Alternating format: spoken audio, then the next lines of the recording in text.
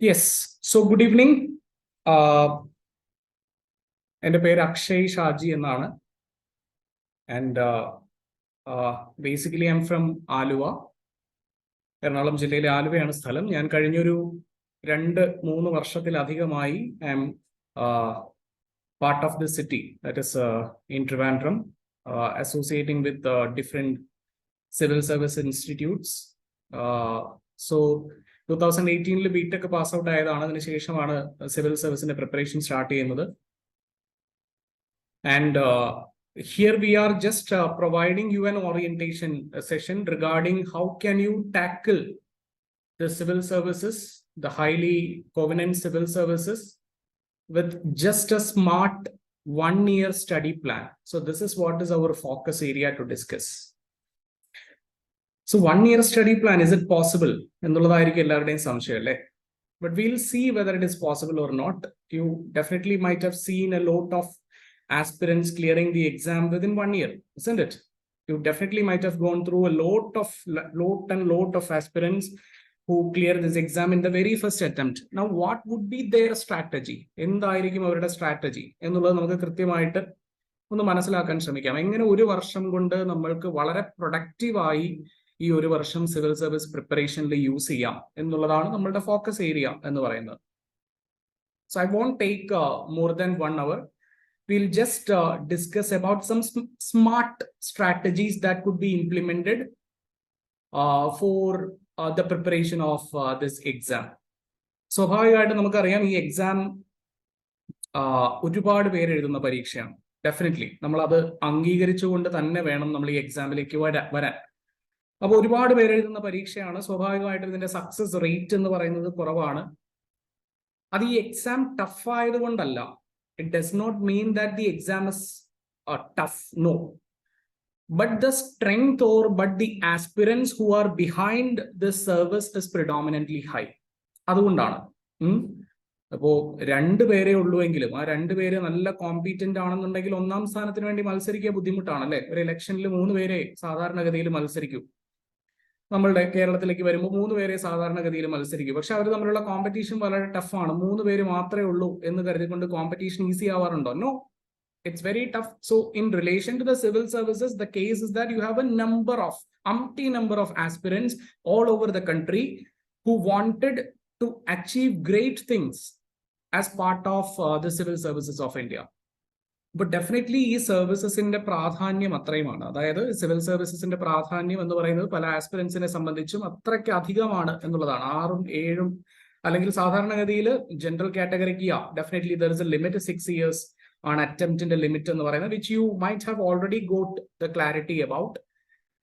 Even മറ്റ് കാറ്റഗറിയിൽ പെടുന്നവർക്ക് അതിൽ കൂടുതൽ അറ്റംപ്റ്റ് ചെയ്യാൻ സാധിക്കും. അങ്ങനെ 6th attempt കഴിഞ്ഞിട്ടും സിവിൽ സർവീസസിന് പുറകെ വളരെ അംബീഷ്യസ് ആയി നടക്കുന്നവരുടെ അടുത്താണ് നമ്മൾ ഒരു വർഷത്തെ സ്ട്രാറ്റജി പ്രസന്റ് ചെയ്യുന്നത്.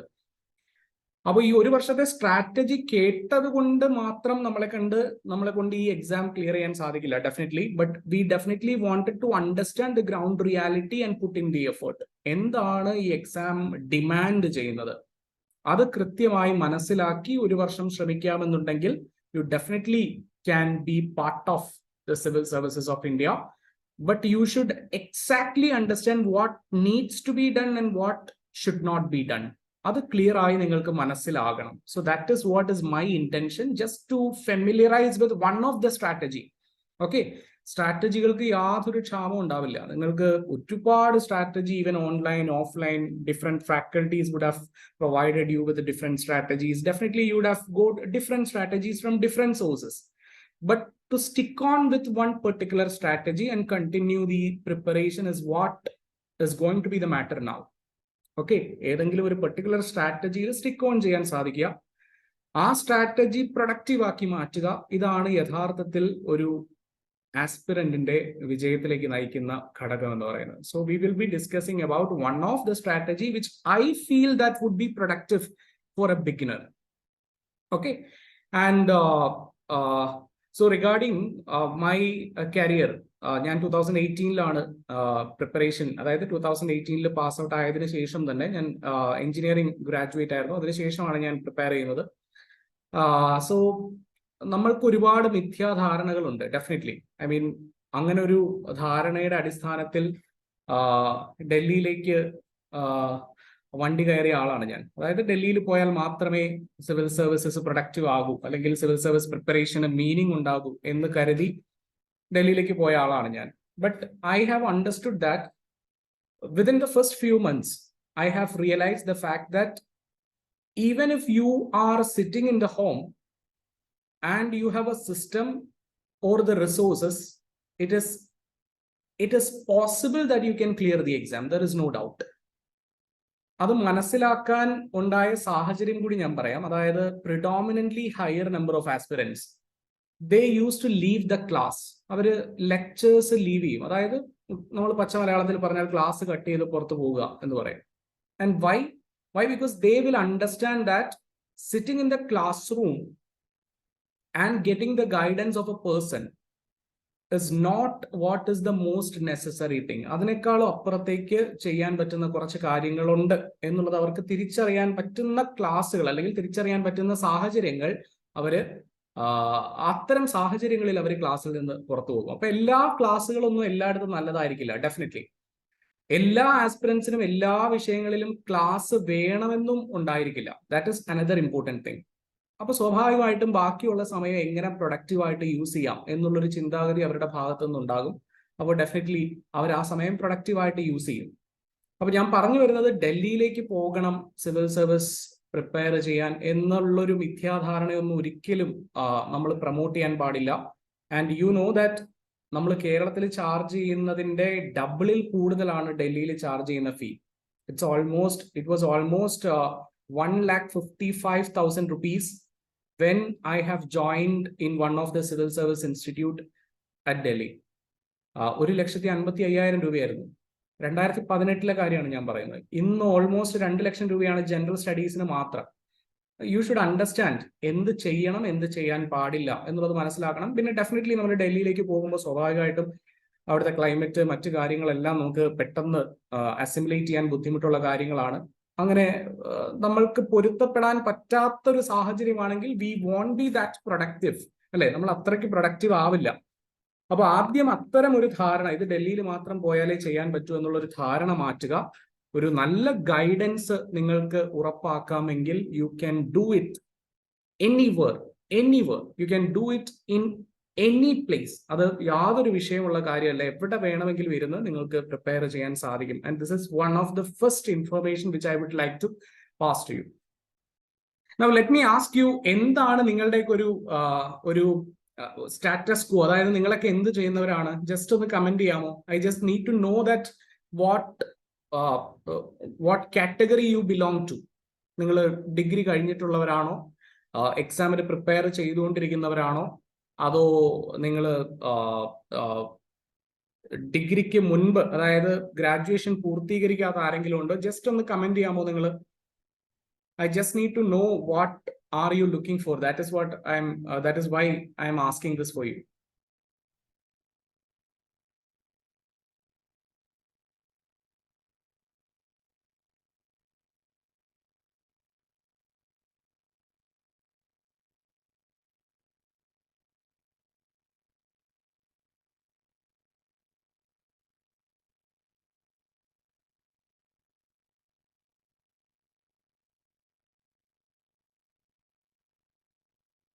Yes, പറയൂ.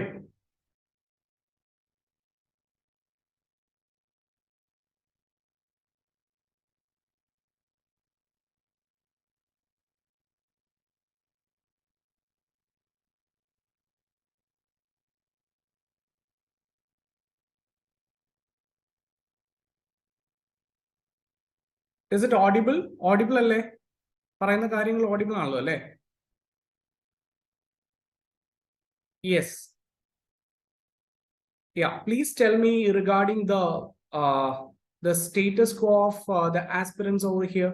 ഒന്ന് ജസ്റ്റ് കമന്റ് ചെയ്യാമോ? ഇത് ഇവർ ബിഗിനേഴ്സ് ആണോ എന്ന് അറിയാൻ വേണ്ടിയിട്ട് മാത്രമാണ്. അങ്ങനെ ഒരു രജിസ്ട്രേഷൻ പ്രോസസ്സിലേക്ക് എത്തിയിട്ടില്ലായിരിക്കും അല്ലേ? Okay, fine. No issue, no matter. യാ,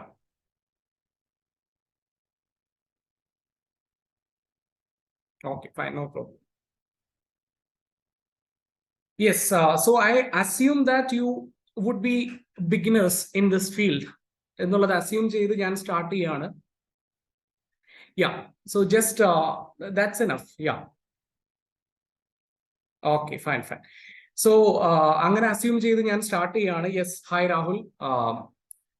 അപ്പൊ നമുക്ക് ഇനി കാര്യങ്ങളിലേക്ക് കടക്കാം, ഏതായാലും നമ്മളുടെ വിഷയത്തിലേക്ക് കടക്കാം. So we would definitely start with an important or an inspirational quote. A vision without a strategy is always an illusion. നമ്മൾ സംസാരിക്കുന്ന ഒരു സ്ട്രാറ്റജിയെ പറ്റിയാണ്, ഒരു വർഷത്തെ സ്ട്രാറ്റജിയാണ്. സിവിൽ സർവീസസ് ഒരു വർഷത്തിൽ എങ്ങനെ ടാക്കിൾ ചെയ്യാം എന്നുള്ളൊരു സ്ട്രാറ്റജിയെ പറ്റിയാണ് നമ്മൾ സംസാരിക്കുന്നത്. അപ്പോൾ ഒരു വിഷൻ ഇല്ലാത്ത, അല്ലെങ്കിൽ ഒരു സ്ട്രാറ്റജി ഇല്ലാത്ത വിഷൻ, അതായത് ഒരു തന്ത്രമില്ലാത്ത, അല്ലെങ്കിൽ ഒരു ലക്ഷ്യമില്ലാത്ത, അല്ലെങ്കിൽ ഒരു ലക്ഷ്യം തന്നെ ഒരു തന്ത്രമില്ലാതെ മുന്നോട്ട് പോകുന്നുവെങ്കിൽ, ഒരു കീഴ്വഴക്കമില്ലാതെ, ഒരു പഠന രീതിയില്ലാതെ മുന്നോട്ട് പോകുന്നുവെങ്കിൽ അതൊരു ഇല്യൂഷൻ മാത്രമായിരിക്കും. അതൊരിക്കലും പൂർണ്ണമായും സക്സസിലേക്ക് എത്തില്ല എന്നുള്ളത് ഓർത്തിരിക്കുക. So the strategical part is very, very important. You need to understand you should not engage into the civil service preparation without having a clear-cut strategy. ഒരു സ്ട്രാറ്റജി ഫോം ചെയ്യാതെ നിങ്ങൾ ഒരു കാരണവശാലും സിവിൽ സർവീസസ് പ്രിപ്പറേഷനിലേക്ക് എത്താൻ പാടില്ല. നിങ്ങൾ ഒരു കാരണവശാലും സിവിൽ സർവീസസ് പ്രിപ്പറേഷൻ ആരംഭിക്കാൻ പാടില്ല. നിങ്ങൾക്ക് കൃത്യമായി ഒരു സ്ട്രാറ്റജി ഉണ്ടായിരിക്കണം. ഇനി സ്ട്രാറ്റജി ഉള്ളവരെല്ലാവരും സക്സസ്ഫുൾ ആകുമെന്ന് ചോദിച്ചാൽ നോ. ഞാൻ നേരത്തെ പറഞ്ഞു, സക്സസ് റേറ്റിനെ പറ്റി നമ്മൾക്കൊരു ധാരണ ഉണ്ടായിരിക്കണം എന്നുള്ളത് ഞാൻ പറഞ്ഞു. ബട്ട് സ്റ്റിൽ ഒരു കാര്യം ഞാൻ പറയാം, സ്ട്രാറ്റജി ഇല്ലാത്ത ആരും ഈ പരീക്ഷ വിജയിക്കില്ല. അപ്പൊ അത് എല്ലാവരും മനസ്സിൽ വെക്കുക. ഈ ഒരു കോട്ട് നിങ്ങളുടെ ഒരു ഇൻസ്പിറേഷൻ ആയിട്ട് ത്രൂ ഔട്ട് ദ പ്രിപ്പറേഷൻ ഉണ്ടായിരിക്കട്ടെ. Fine. Now we just need to understand that certain points to remember throughout the preparation of civil services.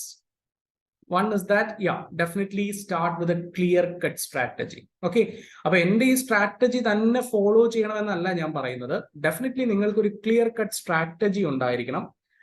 ഈ സ്ട്രാറ്റജീസ് ഒരുപാട് സോഴ്സുകളിൽ നിന്ന് നിങ്ങൾക്ക് അവൈലബിൾ ആയിരിക്കും. നിങ്ങളുടെ ഫാക്കൽറ്റീസ് പറയുന്ന കാര്യങ്ങൾ ഉണ്ടായിരിക്കും, നിങ്ങളുടെ മെന്റേഴ്സ് പറയുന്ന കാര്യങ്ങൾ ഉണ്ടായിരിക്കും, നിങ്ങൾ ഓൺലൈൻ ഓഫ്ലൈൻ കോച്ചിങ് ക്ലാസ്സുകളിൽ നിന്ന് നിങ്ങൾക്ക് ലഭിക്കുന്ന സ്ട്രാറ്റജീസ് ഉണ്ടായിരിക്കും. Doesn't matter. But what makes you important is that you should definitely be having A strategy. നിങ്ങൾക്ക് ഡെഫിനറ്റ് ആയിട്ടും ഒരു സ്ട്രാറ്റജി ഉണ്ടായിരിക്കണം. And that strategy should be feasible. Feasible എന്ന് പറഞ്ഞാൽ എന്താണ്? അത് പ്രാക്ടിക്കൽ ആയിരിക്കണം. ഒരിക്കലും ചെയ്യാൻ പറ്റാത്ത കാര്യങ്ങളായിരിക്കരുത് നിങ്ങളുടെ സ്ട്രാറ്റജിയുടെ ഭാഗമാകേണ്ടത്. അതായത് സേ ഫോർ എക്സാമ്പിൾ, ഒരു മാസം കൊണ്ട് ഞാൻ UPSC പ്രിലിംസിന് വേണ്ടുന്ന പോർഷൻസ് മുഴുവൻ കംപ്ലീറ്റ് ചെയ്യുന്നു. അങ്ങനെ ഫീസിബിൾ അല്ലാത്ത സ്ട്രാറ്റജീസ് ഒരിക്കലും നിങ്ങൾ ഫിക്സ് ചെയ്യരുത്. Definitely you should understand that what can be done and what could not be done. എന്താ ചെയ്യാൻ പറ്റുക, എന്ത് ചെയ്യാൻ പറ്റില്ല എന്നുള്ള കാര്യം കൃത്യമായി അറിഞ്ഞിരിക്കണം. അതുകൊണ്ട് പ്രാക്ടിക്കൽ ആയിട്ടുള്ള, ഫീസിബിൾ ആയിട്ടുള്ള സ്ട്രാറ്റജീസ് മാത്രമേ നിങ്ങൾ ഫോളോ ചെയ്യാൻ പാടുള്ളൂ. അറ്റ്ലീസ്റ്റ് ഒരാഴ്ചയിൽ ഒരു ദിവസം ബ്രേക്ക് നൽകിക്കൊണ്ട് വേണം നിങ്ങൾ എന്ത് ചെയ്യാൻ, നിങ്ങളുടെ സ്ട്രാറ്റജീസ് ഡിസൈൻ ചെയ്യാൻ. അതായത് 6 ദിവസം നിങ്ങൾ സ്വാഭാവികമായും വർക്ക് ചെയ്ത് കഴിഞ്ഞാൽ 7ാമത്തെ ദിവസം, 7th day, the very 7th day, your mind will automatically ask for a rest. അപ്പൊ 6 ദിവസം വർക്ക് ചെയ്താൽ മാത്രമേ റെസ്റ്റ് ചോദിക്കൂ മനസ്സ്. അപ്പൊ 6 ദിവസം നിങ്ങൾ കഠിന പ്രയത്നം നടത്തി എന്ന് വിചാരിക്കുക. സ്വാഭാവികമായിട്ടും 7ാമത്തെ ദിവസം നിങ്ങളോട് റെസ്റ്റിന് ആവശ്യപ്പെടും. 7ാമത്തെ ദിവസം നിങ്ങൾ റെസ്റ്റ് ചെയ്താൽ മാത്രമേ ദ വെരി നെക്സ്റ്റ് ഡേ, അതായത് 8ാമത്തെ ദിവസം നിങ്ങൾക്ക് നല്ല രീതിയിൽ നിങ്ങളുടെ സ്ട്രാറ്റജിയുമായി മുന്നോട്ട് പോകാൻ പറ്റൂ, പഠനവുമായി മുന്നോട്ട് പോകാൻ പറ്റൂ. So you should always frame A feasible strategy. Always provide time for the leisure practices, B it watching film, listening music, reading other books or extra curricular activities like gaming, whatever it is, you can do that. ഇതെല്ലാം ഒഴിവാക്കിക്കൊണ്ട് നിങ്ങൾ ഒരു വർഷം മുഴുവൻ prepare ചെയ്യണം എന്ന് പറയുന്നത് impractical ആണ്. Because you will ultimately feel that this could not be productive എന്നുള്ളത് നിങ്ങൾക്ക് ഗ്രാജ്വലി തോന്നി തുടങ്ങും. കാരണം ഒരു വർഷം നിരന്തരമായി നിങ്ങൾ പുസ്തകത്തിന്റെ ഉള്ളിലിരിക്കുക, അല്ലെങ്കിൽ ഇൻഫോർമേഷൻസിന്റെ ഉള്ളിലിരിക്കുക, പഠിക്കുക എന്ന് പറഞ്ഞാൽ that is not an easy task at all. അപ്പൊ നിങ്ങൾക്ക് എന്ത് ചെയ്യാൻ പറ്റും? വളരെ ഫീസിബിൾ ആയ, വളരെ ഫ്ലെക്സിബിൾ ആയ ഒരു സ്ട്രാറ്റജി ഡിസൈൻ ചെയ്യാൻ സാധിക്കും.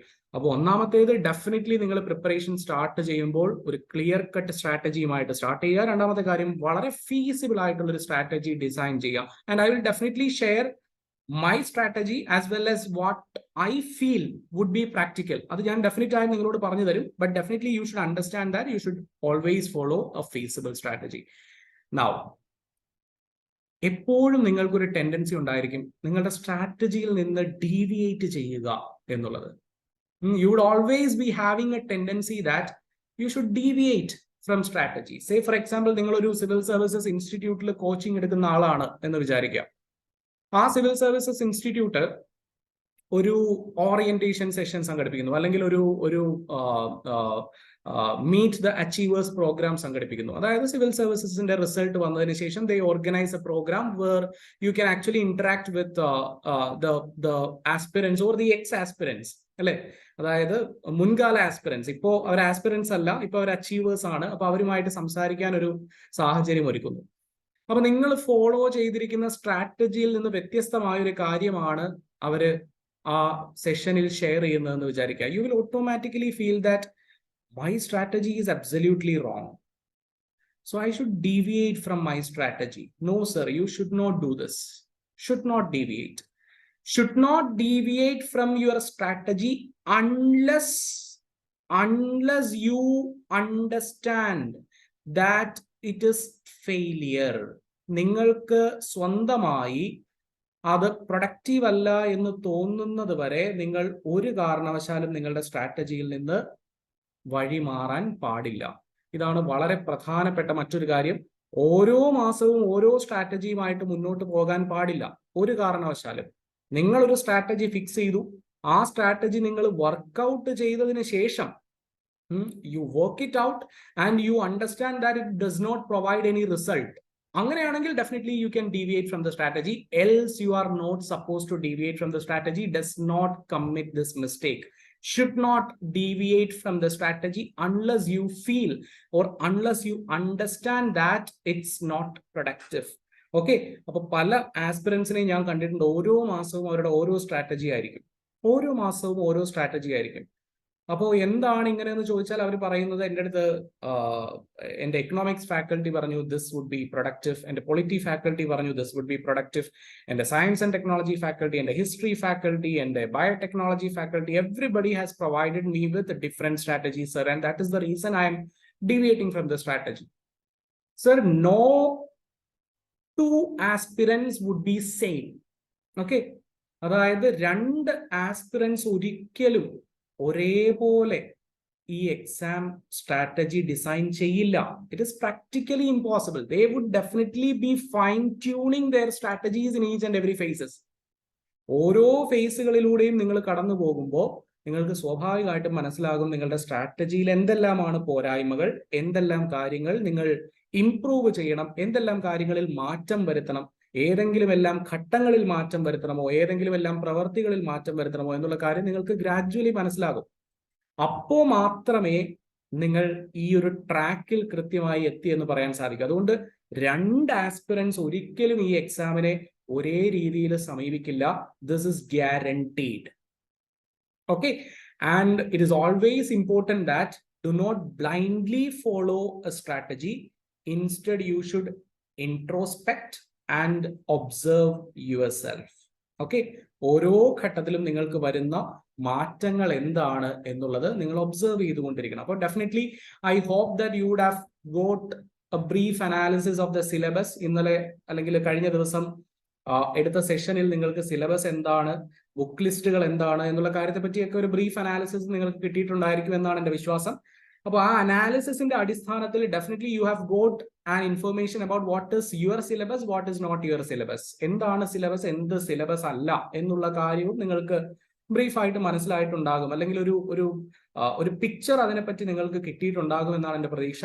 അങ്ങനെയാണെങ്കിൽ സ്വാഭാവികമായിട്ടും ആ സിലബസിൽ തന്നെ സ്റ്റിക്ക് ഓൺ ചെയ്തുകൊണ്ട് നിങ്ങളിൽ വന്നിരിക്കുന്ന മാറ്റങ്ങൾ എന്താണ്, ആദ്യത്തെ ദിവസം നിങ്ങൾ എഴുതിയിരിക്കുന്ന ആൻസറിൽ നിന്ന് സ്വാഭാവികമായും മാറ്റങ്ങൾ ഉണ്ടായിരിക്കും. നിങ്ങൾ 2 മാസം കഴിഞ്ഞ് എഴുതുന്ന ഒരു ആൻസറിൽ there would definitely be changes, and you should understand and motivate.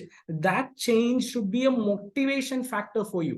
അതായത് നിങ്ങളുടെ ആൻസറിൽ വരുന്ന ഇംപ്രൂവ്മെന്റ് ആയിരിക്കണം നിങ്ങളുടെ മോട്ടിവേഷന്റെ സോഴ്സ് എന്ന് പറയുന്നത്. Then this process is going to be a wonderful process which you can go further. Okay, there is no doubt regarding that. അങ്ങനെയാണെങ്കിൽ ഈ process നിങ്ങൾ എൻജോയ് ചെയ്യും. And let me also tell you one thing beyond all these things. Enjoy the process of preparing civil services. Okay, എപ്പോഴും enjoy ചെയ്യുക. And നിങ്ങൾ ഒന്ന് ആലോചിച്ച് നോക്കുക, നിങ്ങൾ മറ്റൊരു എക്സാമിനും പ്രിപ്പയർ ചെയ്യാത്ത, അല്ലെങ്കിൽ മറ്റൊരു എക്സാമിന് പ്രിപ്പയർ ചെയ്താലും മനസ്സിലാക്കാൻ ഒരു ഒരു ഒരു മൈനർ ചാൻസ് പോലും ഇല്ലാത്ത ഒരുപാട് കാര്യങ്ങളാണ് നിങ്ങൾ പഠിക്കുന്നത്, അല്ലെ? You learn about the history of India, the history of world, you learn about the geography of world as well as the geography of the country, you learn about Indian polity, governance, isn't it? You learn about Indian polity, governance, then you learn about the different political setups like the federation, the unitary polity, isn't it? You learn about the world economics, the Indian economy, you learn about the science and technology, isn't it? You learn about the ancient India, ancient world, you learn about the world history. So you are learning about a loads and lot of things. Even you are learning about ethics also here, isn't it? You are learning about ethics, you are learning about social justice, you are learning about Indian society. അങ്ങനെ ഒരു 360-degree knowledge നിങ്ങൾക്ക് കിട്ടുകയാണ് when you prepare for civil services. And do you believe that any other examination in the country would provide you with this wide range of information? No, not at all. And let me tell you, according to my personal opinion, എല്ലാവരും ഒരു തവണയെങ്കിലും civil സർവീസസിന് നമ്മളുടെ രാജ്യത്തെ വികസനത്തിന്റെ പാതയിലേക്ക് നയിക്കാൻ, നമ്മളുടെ രാജ്യത്തിന്റെ വളർച്ചയിലേക്ക് നയിക്കാൻ എല്ലാവരും ഡെഫിനറ്റ്ലി ഒരു തവണ UPSCക്ക് പ്രിപ്പയർ ചെയ്യുന്നത് യൂത്തിനെ സംബന്ധിച്ച് വളരെ നല്ലതായിരിക്കും. കാരണം നമ്മൾ ഈ എക്സാമിനെ പറ്റി പഠിക്കുക എന്നുള്ളതിനപ്പുറത്തേക്ക് നമ്മളുടെ രാജ്യത്തെ പറ്റി, നമ്മളുടെ ലോകത്തെ പറ്റി പഠിക്കുന്നു. And don't you think that even day by day you become more wiser, isn't it? ഓരോ ദിവസവും നിങ്ങൾ കൂടുതൽ അറിവ് നേടിക്കൊണ്ടിരിക്കുകയാണ്. And you just invest only 1 year for this, അല്ലെ? ഒരു വർഷം കൊണ്ട് നിങ്ങൾ ഇത്രയും കാര്യങ്ങൾ അറിയാൻ പോവുകയാണ്. നിങ്ങൾ മറ്റൊരു എക്സാമിനേഷന് പ്രിപ്പയർ ചെയ്താലും നിങ്ങൾക്ക് ലഭിക്കാത്ത അത്രയും വിശാലമായ ഒരു വിൻഡോ ആണ് നിങ്ങൾക്ക് സിവിൽ സർവീസസ് എക്സാമിനേഷനിലൂടെ ലഭിക്കുന്നത്. And mark my words, if you dedicate 1 year, ആത്മാർത്ഥമായി ഒരു വർഷം നിങ്ങൾ സിവിൽ സർവീസസ് പ്രിപ്പയർ ചെയ്യാൻ വേണ്ടി ഡെഡിക്കേറ്റ് ചെയ്യുന്നുവെങ്കിൽ, you won't be a failure in your life. Mark my words, you won't be a failure. Definitely you would be respected, definitely you would be accepted, approved by people surrounding you. Mark my words. Okay, so this is what I need to tell you as a beginning. ഒരു introduction എന്നുള്ള രീതിയിൽ എനിക്ക് പറയാനുള്ളത് ഇത്രയും കാര്യങ്ങളാണ്. എപ്പോഴും ഒരു strategy ഇല്ലാത്ത ഒരു ലക്ഷ്യം എന്ന് പറയുന്നത് ഒരു ഇല്യൂഷൻ മാത്രമാണ്. അതുകൊണ്ട് എപ്പോഴും നമ്മൾ സിവിൽ സർവീസസിലേക്ക് ഇറങ്ങുന്നതിന് മുൻപ് പെട്ടെന്ന് തന്നെ ഒരു സ്ട്രാറ്റജി ഡിസൈൻ ചെയ്യാന്നല്ല ഞാൻ പറയുന്നത് കേട്ടോ. I doesn't mean that നിങ്ങൾ പ്രിപ്പറേഷൻ സ്റ്റാർട്ട് ചെയ്യുമ്പോൾ തന്നെ ഒരു സ്ട്രാറ്റജി സെറ്റ് ചെയ്യണമെന്നല്ല ഞാൻ പറയുന്നത്. Take time, take 1 week or take 10 days and settle, sink in first, understand the syllabus and then come forward with the strategy. Okay, എന്താണ് syllabus എന്നൊക്കെ പഠിച്ചു കഴിഞ്ഞതിന് ശേഷം ഗ്രാജ്വലി മാത്രം നിങ്ങൾ സ്ട്രാറ്റജി സെറ്റ് ചെയ്താൽ മതി. കാരണം നിങ്ങൾക്ക് 1 മാസം വേണമെങ്കിൽ എടുക്കാം. 1 മാസം സമയമെടുത്ത് നിങ്ങളൊന്ന് ചവിട്ടി നിന്നതിന് ശേഷം മാത്രം നിങ്ങൾ സ്ട്രാറ്റജി ഡിസൈൻ ചെയ്താൽ മതി. അതല്ലാതെ ആദ്യത്തെ ദിവസം തന്നെ ഇന്ന് മുതൽ ഞാൻ സ്റ്റാർട്ട് ചെയ്യാൻ പോകുകയാണെന്ന് വിചാരിക്കുന്നത് വളരെ അൺസയന്റിഫിക് ആണ്. Because you don't know much about this exam, isn't it? So you definitely wanted to sink in first and then you should design a strategy. But always remember that a strategy less vision is an illusion. Keep this in mind. Okay, and the strategy should be feasible enough. Do not deviate from the strategy unless it is proved that it is a failure. ഒരു failure ആണ് എന്ന് ഉറപ്പ് വരുത്താതെ ഒരു കാരണവശാലും നിങ്ങൾ എന്ത് ചെയ്യാൻ പാടില്ല, ഈ സ്ട്രാറ്റജിയിൽ നിന്ന് ഡീവിയേറ്റ് ചെയ്യാൻ പാടില്ല. അതേത് ആര് പറഞ്ഞാലും you should not deviate. Stick on to the strategy if you feel that it is productive for you. At the same time, introspect and observe the changes in you.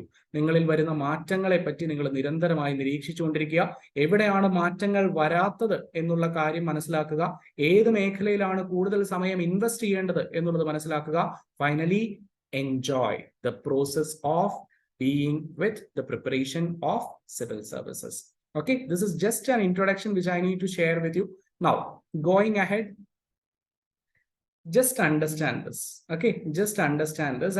I'm just talking about what needs to be done basically. Okay, എന്തെല്ലാമാണ് basically നമ്മൾ ചെയ്യേണ്ട കാര്യങ്ങൾ. Fine, basically നമ്മൾ ചെയ്യേണ്ട കാര്യങ്ങൾ എന്തെല്ലാമാണ്? Civil services prepare ചെയ്യുന്ന ഒരു ആസ്പിറന്റ് സാധാരണഗതിയിൽ ചെയ്യേണ്ടുന്ന കാര്യങ്ങൾ എന്തെല്ലാമാണ്? ഞാൻ ഓൾറെഡി പറഞ്ഞു കഴിഞ്ഞു. ഒരു ഗോൾ ബേസ്ഡ് സ്ട്രാറ്റജി ആയിരിക്കും എപ്പോഴും വിജയത്തിലേക്ക് എത്തുക. You always need to set a target. Okay, goal, or you can say that a target based strategy.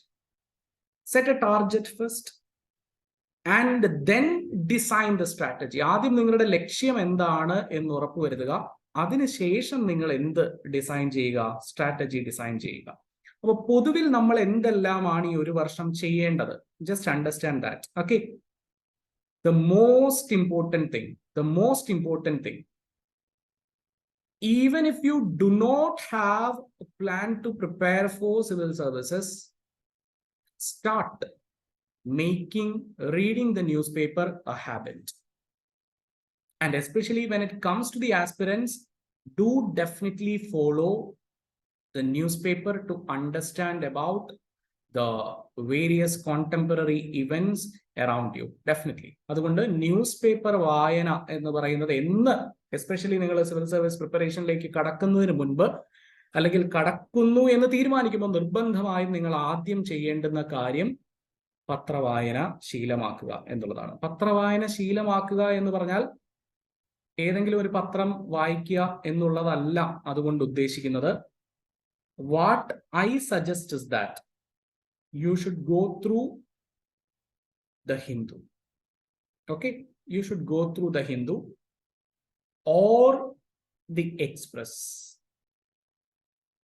Fine, these are the two options which I can suggest you. Predominantly you can depend on the Hindu. Fine, the Hindu. And why the Hindu? You might definitely ask me, sir, why? What is the importance of Hindu? Hindu has purely got some academic purpose. മറ്റ് പത്രങ്ങൾക്കില്ലാത്ത ഒരു academic orientation എപ്പോഴും the Hindu news പേപ്പറിനുണ്ട്. അപ്പൊ ഈ Hindu newspaper യഥാർത്ഥത്തിൽ പഠന വിധേയമാണ് എന്നുള്ളതാണ്. It is always subject to be studied. അതിൽ പഠിക്കാൻ ഒരുപാട് കാര്യങ്ങളുണ്ട്. അതുകൊണ്ടാണ് ഹിന്ദു ന്യൂസ് പേപ്പർ വളരെ അധികം പ്രിഡോമിനന്റ് ആണ് UPSC പ്രിപ്പറേഷനിൽ എന്ന് പറയാൻ കാരണം. ഡെഫിനറ്റ്ലി ചില ഫാക്കൽറ്റീസ് പറയാറുണ്ട് ഹിന്ദു ന്യൂസ് പേപ്പർ വായിക്കാതെ തന്നെ നിങ്ങൾക്ക് നല്ല ആൻസേഴ്സ് ഫ്രെയിം ചെയ്യാൻ കഴിയും എന്ന് പറയുന്നവരുണ്ട്. And you understand that Hindu news പേപ്പറിനെ സംബന്ധിച്ച് നമ്മൾക്ക് ഒരുപാട് ഗുണങ്ങൾ ഒരേ സമയത്തുണ്ട്. ഒന്ന്, ഡെഫിനറ്റ്ലി എല്ലാ ന്യൂസ് പേപ്പറിനെ പോലെ തന്നെ you would definitely coming into the information of what is happening in the world and what is not happening in the world. Definitely contemporary issues ne patti ningalku oru dharana undayum, isn't it? Hindu newspaper allengil Express aanengilum vaayikkumbo endana നമ്മളുടെ ചുറ്റുപാടും നടക്കുന്നത് എന്നുള്ളതിനെ സംബന്ധിച്ച് നിങ്ങൾക്ക് വ്യക്തമായ ഒരു ധാരണ ലഭിക്കുന്നു. പക്ഷെ അതിനേക്കാൾ അപ്പുറത്തേക്ക് അത് നിങ്ങൾക്ക് മറ്റേത് ന്യൂസ് പേപ്പർ വായിച്ചാലും കിട്ടും. പക്ഷേ ഹിന്ദു ന്യൂസ് പേപ്പറിനെ സംബന്ധിച്ച് the second important thing is that, or the most important thing is that, Hindu newspaper actually provides you information of great quality. ഒരു ഹൈ ക്വാളിറ്റി ഇൻഫർമേഷൻ നിങ്ങൾക്ക് ഹിന്ദു ന്യൂസ് പേപ്പർ തരുന്നുണ്ട്. അത് ജസ്റ്റ് ഫാക്ച്വൽ ഇൻഫർമേഷൻ മാത്രമല്ല, you would definitely get the analysis of the various events also. Okay, അപ്പൊ നമ്മളുടെ രാജ്യത്ത് അല്ലെങ്കിൽ അന്താരാഷ്ട്ര തലത്തിൽ നടക്കുന്ന പ്രധാനപ്പെട്ട കാര്യങ്ങളെ സംബന്ധിച്ചുള്ള ഒരു ഒപ്പീനിയൻ കൂടി ഫ്രെയിം ചെയ്യാൻ പലപ്പോഴും ഹിന്ദു ന്യൂസ് പേപ്പർ സഹായിക്കും എന്നുള്ളതാണ്. And definitely you know that when you come to the phase of preparing for the civil services, definitely there is a chance that you would definitely enter the mains exam. Like prelims കഴിഞ്ഞാൽ മെയിൻസിലേക്ക് പോകും. മെയിൻസിലേക്ക് വരുമ്പോൾ you need to frame answers and what kind of standard you need to keep or what kind of standard you need to maintain എന്നുള്ള കാര്യം ഇപ്പോഴും പഠന വിധേയമാണ്. അതായത് ഏത് സ്റ്റാൻഡേർഡിൽ ആൻസർ എഴുതണം എന്നുള്ള കാര്യം UPSC പറഞ്ഞിട്ടില്ല. But still what you can understand is that if you read Hindu newspaper, gradually you will be able to speak at least good English, as well as convey the information which you actually need to. So that is the reason why I say that always focus on the Hindu newspaper. Okay, always focus on the Hindu newspaper and understand that, see, ആദ്യം പ്രിപ്പറേഷൻ്റെ ഒരു ആദ്യ ഘട്ടത്തിൽ നമ്മൾക്ക് definitely പത്രം വായിക്കുമ്പോൾ, Hindu news paper പ്രത്യേകിച്ചും വായിക്കുമ്പോൾ, നമ്മൾക്ക് ഓൾമോസ്റ്റ് ഒരു 5-6 മണിക്കൂർ ഹിന്ദു ന്യൂസ് പേപ്പർ വായിച്ചിട്ട് തന്നെ നഷ്ടപ്പെടുന്നതായിട്ട് തോന്നാം. ഈ 5-6 മണിക്കൂർ നിങ്ങൾക്ക് നിങ്ങൾ എന്ന് 5-6 മണിക്കൂർ നിങ്ങൾ ഹിന്ദു ന്യൂസ് പേപ്പർ വായിക്കാൻ സമയമെടുക്കുന്നുവോ അന്ന് നിങ്ങളുടെ സ്ട്രാറ്റജി തെറ്റാണ് എന്നുള്ളത് മനസ്സിലാക്കുക. സർ, അങ്ങനെയാണെങ്കിൽ എന്ത് ചെയ്യാൻ പറ്റും, എങ്ങനെയാണ് വായിക്കാൻ പറ്റുക എന്നുള്ളൊരു ക്വസ്റ്റ്യൻ നിങ്ങളുടെ ഭാഗത്ത് നിന്ന് സ്വാഭാവികമായിട്ടും ഉണ്ടാവും അല്ലെ. I'll tell you what to read and what not to read. In case if you need, we will definitely have a session regarding how to read Hindu newspaper in detail. പക്ഷെ ഇപ്പൊ നിങ്ങൾ പരമാവധി ഇത്രയും കാര്യങ്ങൾ അറിഞ്ഞിരിക്കുക. നിങ്ങൾ ഹിന്ദു ന്യൂസ് പേപ്പർ സ്വാഭാവികമായിട്ടും നമ്മളുടെ വീട്ടിലൊക്കെ ആൾക്കാർ വായിക്കുന്നത് നമ്മൾ കണ്ടിട്ടുണ്ടായിരിക്കും അല്ലെ. അവർ സ്വാഭാവികമായിട്ട് മലയാളം പത്രങ്ങളൊക്കെ ആയിരിക്കും വായിക്കുക, ഇംഗ്ലീഷ് പത്രങ്ങൾ വായിക്കുന്നവരും ഉണ്ടായിരിക്കും. പക്ഷെ ഇവരെ സംബന്ധിച്ച് ഇവര് ആദ്യം തന്നെ ഫ്രണ്ട് പേജ് ആയിരിക്കും നോക്കുക അല്ലെ. ഫ്രണ്ട് പേജ് നോക്കുന്നവരുണ്ടാകും, അല്ലെങ്കിൽ സ്പോർട്സ് നോക്കുന്നവരുണ്ടാകും. പക്ഷെ നമ്മളെ സംബന്ധിച്ച്, UPSC ആസ്പിറൻസിനെ സംബന്ധിച്ച് നമ്മൾ നോക്കേണ്ടത് എഡിറ്റോറിയൽ പേജാണ്. എഡിറ്റോറിയൽ ആദ്യം നമ്മൾ നോക്കേണ്ടത് എഡിറ്റോറിയൽ പേജാണ്. അപ്പൊ ഈ എഡിറ്റോറിയൽ പേജിൽ നിങ്ങൾക്ക് definitely you will be having full of information. Okay, അതായത് എക്സാക്ട് മിഡിലിൽ നിൽക്കുന്ന പേജിനെയാണ് നമ്മൾ എഡിറ്റോറിയൽ പേജ് എന്ന് പറയുന്നത്. അപ്പോൾ അത് രണ്ടായി നിവർത്തുമ്പോൾ യു വിൽ ഹാവ് 2 half. അപ്പൊ ഈ ഒന്നാമത്തെ പേജിൽ you will be having 2 short articles.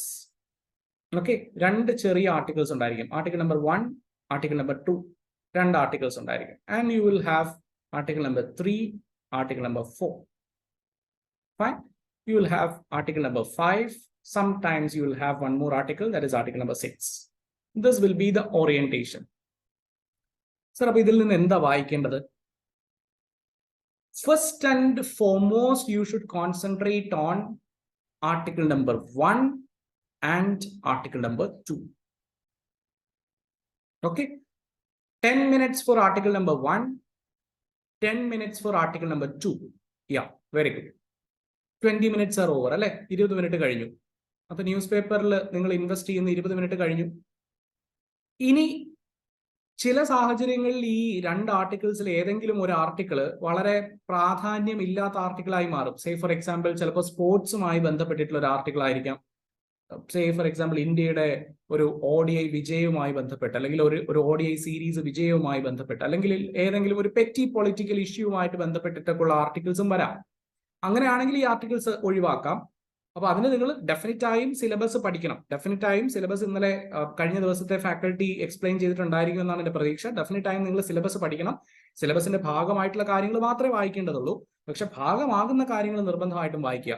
So anything, if there is important, okay, if anything is important on a particular day, അല്ലെങ്കിൽ previous 2 days, definitely will be covered under these 2 articles. Okay, പ്രധാനപ്പെട്ട എന്തെങ്കിലും വിഷയം ഉണ്ടെങ്കിൽ അത് ഈ 2 ആർട്ടിക്കിൾസിൽ cover ചെയ്തിരിക്കും. അതുകൊണ്ടാണ് ഞാൻ പറഞ്ഞത് 20 മിനിറ്റ് നിങ്ങൾ ഈ 2 ആർട്ടിക്കിൾസ് വായിക്കാനായി എടുക്കുക. Then you can take 15 minutes to read at least 1 article. ഏതെങ്കിലും ഒരു ആർട്ടിക്കിൾ അതും പ്രസക്തമാണ് എന്ന് തോന്നുന്ന, സിലബസിന്റെ ഭാഗമാണ് എന്ന് തോന്നുന്ന ഒരു ആർട്ടിക്കിൾ കൂടി വായിക്കാം. So you take almost 35 minutes, isn't it? Now you can flip the pages to the first page. ആദ്യത്തെ പേജിലേക്ക് പോകാം. ആദ്യത്തെ പേജിൽ നിങ്ങൾക്ക് മാക്സിമം ഒരു 10 minutes ജസ്റ്റ് എന്താണ് രാജ്യത്ത് സംഭവിക്കുന്നത് എന്നുള്ളത് മനസ്സിലാക്കാൻ. സോ ഡെഫിനറ്റ്ലി ഇപ്പൊ സുപ്രീം കോടതി ഒരു പ്രധാനപ്പെട്ട ജഡ്ജ്മെന്റ് പറയുന്നു, ഡെഫിനറ്റ്ലി അത് ആദ്യത്തെ പേജിൽ പ്രൊവൈഡ് ചെയ്തിട്ടുണ്ടായിരിക്കും അല്ലെ. അപ്പൊ അത്തരം കാര്യങ്ങൾ എന്താണ് എന്നുള്ളത് മനസ്സിലാക്കാൻ വേണ്ടി ഒരു 10 മിനിറ്റ് നിങ്ങൾക്ക് അവിടെ പ്രൊവൈഡ് ചെയ്യാം. So it's 45. ഡെഫിനറ്റ്ലി ഇന്റർനാഷണൽ റിലേഷന് വേണ്ടി വേൾഡ് എന്നുള്ളൊരു പേജിൽ, അല്ലെങ്കിൽ എന്നുള്ളൊരു ടൈറ്റിലിൽ ഒരു പേജ് ഉണ്ടായിരിക്കും. You can invest 10 minutes to read. Just read and forget. അപ്പൊ നിങ്ങൾ സ്വാഭാവികമായിട്ടും നിങ്ങളുടെ മനസ്സിൽ തോന്നുന്ന കാര്യമായിരിക്കും, സാർ ഇത് വായിച്ചാൽ മതിയോ, ഇത് പഠിക്കണ്ടേ? നോ, ന്യൂസ് പേപ്പർ വായിക്കാനുള്ള കാര്യം മാത്രമാണ്, അറിയാനുള്ളത് മാത്രമാണ്, അത് പഠിക്കാനുള്ളതല്ല. Okay, so you can take 55 minutes. Fine. So almost in 60 minutes you should complete reading Hindu newspaper. ഒരു കാരണവശാലും നിങ്ങൾക്ക് ഒരു വർഷത്തെ സ്ട്രാറ്റജിയാണ് ഞാൻ പറഞ്ഞു തരുന്നത്. ഒരു വർഷത്തിൽ 365 ദിവസത്തിൽ എല്ലാ ദിവസവും, അല്ലെങ്കിൽ നമ്മൾ സൺഡേ ഒഴിവാക്കി ബാക്കി എല്ലാ ദിവസവും നിങ്ങൾ 6 മണിക്കൂർ ഹിന്ദു ന്യൂസ് പേപ്പർ വായിക്കാൻ ഇൻവെസ്റ്റ് ചെയ്യുന്നുവെങ്കിൽ that is a wrong strategy which I can guarantee you. You are going on or you are going in the wrong track. പക്ഷെ പരമാവധി 1 മണിക്കൂർ നിങ്ങൾ ഹിന്ദു ന്യൂസ് പേപ്പറിൽ സ്പെൻഡ് ചെയ്യുക. Okay, maximum 1 hour, maximum 1 hour, not more than that. അതിനപ്പുറത്തേക്ക് വേണ്ട. 1 മണിക്കൂറിൽ എവിടെ അവസാനിക്കുന്നോ അവിടെ അവസാനിപ്പിച്ചേക്കുക. കാരണം നിങ്ങൾ ഇന്ന് വായിക്കുന്ന ഒരു കാര്യം 1 വർഷം കഴിഞ്ഞ് നടക്കുന്ന ഒരു എക്സാമിൽ നിങ്ങൾ ഒരു കാരണവശാലും ഓർത്തിരിക്കാൻ പോകുന്നില്ല. You might be A great intellectual, doesn't matter. You are not able, or you will not be able to recollect it after 1 year once you sit in the examination hall. That is impossible. അത് ആദ്യം മനസ്സിലാക്കുക. അപ്പൊ നമ്മളെ സംബന്ധിച്ച് എന്താണ് news പേപ്പറിന്റെ ഉദ്ദേശം? News പേപ്പറിന്റെ ഉദ്ദേശം ഒന്ന് ലാംഗ്വേജ് ഇംപ്രൂവ് ചെയ്യുക. സൗത്ത് ഇന്ത്യൻസിനെ സംബന്ധിച്ച് ഇംഗ്ലീഷിൽ ആൻസർ എഴുതുക എന്ന് പറയുന്നത് ചിലപ്പോൾ ചിലർക്ക് ബുദ്ധിമുട്ടുള്ള കാര്യമായിരിക്കാം. ഇംഗ്ലീഷ് കൺവേ ചെയ്യുക എന്ന് പറയുന്നത് ചിലപ്പോൾ ബുദ്ധിമുട്ടുള്ള കാര്യമായിരിക്കാം. ലാംഗ്വേജ് ഇംപ്രൂവ് ചെയ്യുക. And you should have an awareness about what is happening over the world. That's it. So that is what is the essentiality of reading the Hindu newspaper. Okay, so just invest 1 hour, not more than that. 1 മണിക്കൂറിൽ കൂടുതൽ ഒരു കാരണവശാലും news paper റീഡിങ്ങിന് വേണ്ടി നിങ്ങൾ invest ചെയ്യാതിരിക്കുക. Now, make your mains ready before prelims. പ്രിലിംസിന് മുൻപ് തന്നെ നിങ്ങൾ മെയിൻസിന് വേണ്ടി പ്രിപ്പയർ ചെയ്തിരിക്കുക. What I mean is that പ്രിലിംസിന് വേണ്ടി പ്രിപ്പയർ ചെയ്യാതിരിക്കുക. This is what I tell you. Okay, പ്രിലിംസിന് വേണ്ടി ഒരിക്കലും പ്രിപ്പയർ ചെയ്യാൻ പാടില്ല. നിങ്ങളുടെ പ്രിപ്പറേഷൻ എപ്പോഴും എന്തിനു വേണ്ടിയായിരിക്കണം? മെയിൻസ് എക്സാമിന് വേണ്ടി ആയിരിക്കണം. അപ്പം മെയിൻസിന്റെ പോർഷൻസ് നിങ്ങൾ പ്രിലിംസിന് മുൻപ് ഒരു തവണയെങ്കിലും കവർ ചെയ്തിരിക്കണം. അഫ്കോഴ്സ് ഡെഫിനറ്റ്ലി ഓവർലാപ്സ് ഉണ്ടായിരിക്കും. ഈ ഓവർലാപ്സ് ഉൾപ്പെടെയുള്ള കാര്യമാണ് പറഞ്ഞത്. പ്രിലിംസ് പരീക്ഷയ്ക്ക് മുൻപ് തന്നെ നിങ്ങൾ മെയിൻസ് തയ്യാറായിരിക്കണം. Why? What is the reason? നിങ്ങൾ ജസ്റ്റ് ഇമാജിൻ ചെയ്യുക, സപ്പോസ് യു ക്ലിയർ പ്രിലിംസ്. നിങ്ങൾ 1 വർഷം പ്രിലിംസിന് വേണ്ടി പഠിച്ചു എന്ന് വിചാരിക്കുക. 1 വർഷമോ അല്ലെങ്കിൽ 8 മാസമോ നിങ്ങൾ പ്രിലിംസിന് വേണ്ടി പഠിച്ചു എന്ന് വിചാരിക്കുക. നിങ്ങൾ പ്രിലിംസ് ക്ലിയർ ആയി. Now there is a question, sir, are you ready to go for the mains? Mains പരീക്ഷ എഴുതാൻ നിങ്ങൾ റെഡി ആണോ? No. Then why do you clear prelims? പിന്നെ എന്തിനാണ് നിങ്ങൾ പ്രിലിംസ് ക്ലിയർ ചെയ്യുക? Is there any meaning? No, isn't it? So definitely you need to understand that നിങ്ങൾ എപ്പോഴും മെയിൻസിന് വേണ്ടി ആയിരിക്കണം പഠിക്കേണ്ടത്.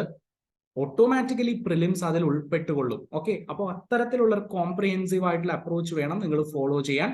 And you always need to create short notes. അപ്പൊ നിങ്ങളുടെ ബുക്ക് ലിസ്റ്റുകൾ ഇന്നലെ പറഞ്ഞിട്ടുണ്ടായിരിക്കും അല്ലെ. സേ ഫോർ എക്സാമ്പിൾ സ്പെക്ട്രം എന്ന് പറയുന്ന ഒരു ബുക്കിനെ പറ്റി പറഞ്ഞിട്ടുണ്ടായിരിക്കും. സ്പെക്ട്രം മോഡേൺ ഇന്ത്യൻ ഹിസ്റ്ററിക്ക് റെഫർ ചെയ്യാൻ പറ്റുന്ന ഒരു ടെക്സ്റ്റ് ബുക്കാണ് സ്പെക്ട്രം എന്ന് പറയുന്നത്. അതുപോലെ Indian polity by M Laxmikanth എന്ന് പറഞ്ഞിട്ടുണ്ടായിരിക്കും അല്ലെ. അപ്പൊ ഈ ടെക്സ്റ്റ് ബുക്കുകളൊക്കെ വളരെ ബൾക്കിയാണ്. Which means prior to your exam, that means just previous 2 or 3 days you would be definitely having an urge to revise അല്ലെ. റിവൈസ് ചെയ്യാൻ നിങ്ങൾക്ക് ഭയങ്കര താല്പര്യം ഉണ്ടായിരിക്കും. പക്ഷെ റിവൈസ് ചെയ്യണമെങ്കിൽ നിങ്ങൾക്ക് ഈ ടെക്സ്റ്റ് ബുക്ക് മുഴുവൻ വായിക്കാൻ പറ്റുമോ? ഒരു കാരണവശാലും വായിക്കാൻ പറ്റില്ല അല്ലെ. അപ്പൊ നിങ്ങൾ ഓരോ തവണയും ഈ ടെക്സ്റ്റ് ബുക്ക് വായിക്കുമ്പോൾ, അതായത് ഈ 1 വർഷം സമയമെടുത്ത് നിങ്ങൾ ഓരോ തവണയും ഈ ടെക്സ്റ്റ് ബുക്ക് വായിക്കുമ്പോൾ, suppose Indian polity by M Laxmikanth, just imagine that you have for 600 or 700 pages, വലിയൊരു ടെക്സ്റ്റ് ബുക്ക് ആണെന്ന് വിചാരിക്കുക. അപ്പൊ നിങ്ങൾ നോട്ട്സ് എഴുതുമ്പോൾ you definitely wanted to make it crisp. അതായത് 700 പേജുള്ള ഒരു പുസ്തകം നിങ്ങൾ ആദ്യം വായിക്കുമ്പോൾ നിങ്ങൾ ഈ 700 പേജിൽ തന്നെ അല്ലെങ്കിൽ 750 പേജിലേക്ക് ആക്കുക എന്നുള്ളതല്ല നിങ്ങളുടെ ഡ്യൂട്ടി. നിങ്ങളുടെ ഡ്യൂട്ടി സേ ഫോർ എക്സാമ്പിൾ അതൊരു 100 പേജിലേക്ക് കുറയ്ക്കുക. Then again if you go for the revision, make it into 20 pages. Then you can come down to 10. Then you can come down to 5. Then finally you would be able to make the entire subject into one long sheet or large sheet paper. അപ്പൊ ഇത് possible ആണോ എന്ന് വെച്ചാൽ definitely possible ആണ്. ഒരു chart പേപ്പറിൽ നിങ്ങൾക്ക് entire paper, അതായത് എൻറ്റയർ സബ്ജക്ട് ഇൻക്ലൂഡ് ചെയ്യാൻ സാധിക്കുന്ന രീതിയിലേക്ക് നിങ്ങളുടെ എക്സാം പ്രിപ്പറേഷൻ രീതി മാറണം. അതായത് പോയിന്റുകൾ മാത്രം കാണുമ്പോൾ you should understand the essence of the syllabus. അല്ലെങ്കിൽ you should understand the essence which you actually need to remember for the exam. അപ്പൊ ആ point, say for example Indian polity, citizenship എന്ന് പറയുന്ന ഒരു പോയിന്റ് എഴുതുന്നു. സിറ്റിസൺഷിപ്പിനെ പറ്റി നിങ്ങൾക്ക് എന്തെല്ലാം ഓർത്തിരിക്കണം എന്നുള്ളത് ആ പോയിന്റ് കാണുമ്പോൾ തന്നെ നിങ്ങൾക്ക് മനസ്സിലാവണം. ഫണ്ടമെന്റൽ റൈറ്റ്സ്, നിങ്ങൾ ആർട്ടിക്കിൾ നമ്പർ എഴുതുന്നു, ജസ്റ്റ് ഒരു കീവേഡ് മാത്രം എഴുതുന്നു. Article number 21, right to life and personal liberty. Very good. What you need to remember regarding right to life and personal liberty, that should automatically come to your mind. അപ്പോൾ അതെങ്ങനെ വരാൻ സാധിക്കും? നിങ്ങൾ ഓരോ തവണയും ഈ ഒരു പ്രോസസ്സ്, ഓരോ തവണയും അതിന്റെ ഒരു റിവൈസ് ചെയ്യുമ്പോൾ ഓരോ തവണയും അത് ക്രിസ്പ് ആക്കുക, അത് ഷോർട്ടൻ ചെയ്യുക. Okay, always go for short note preparation and complete optionals at least once.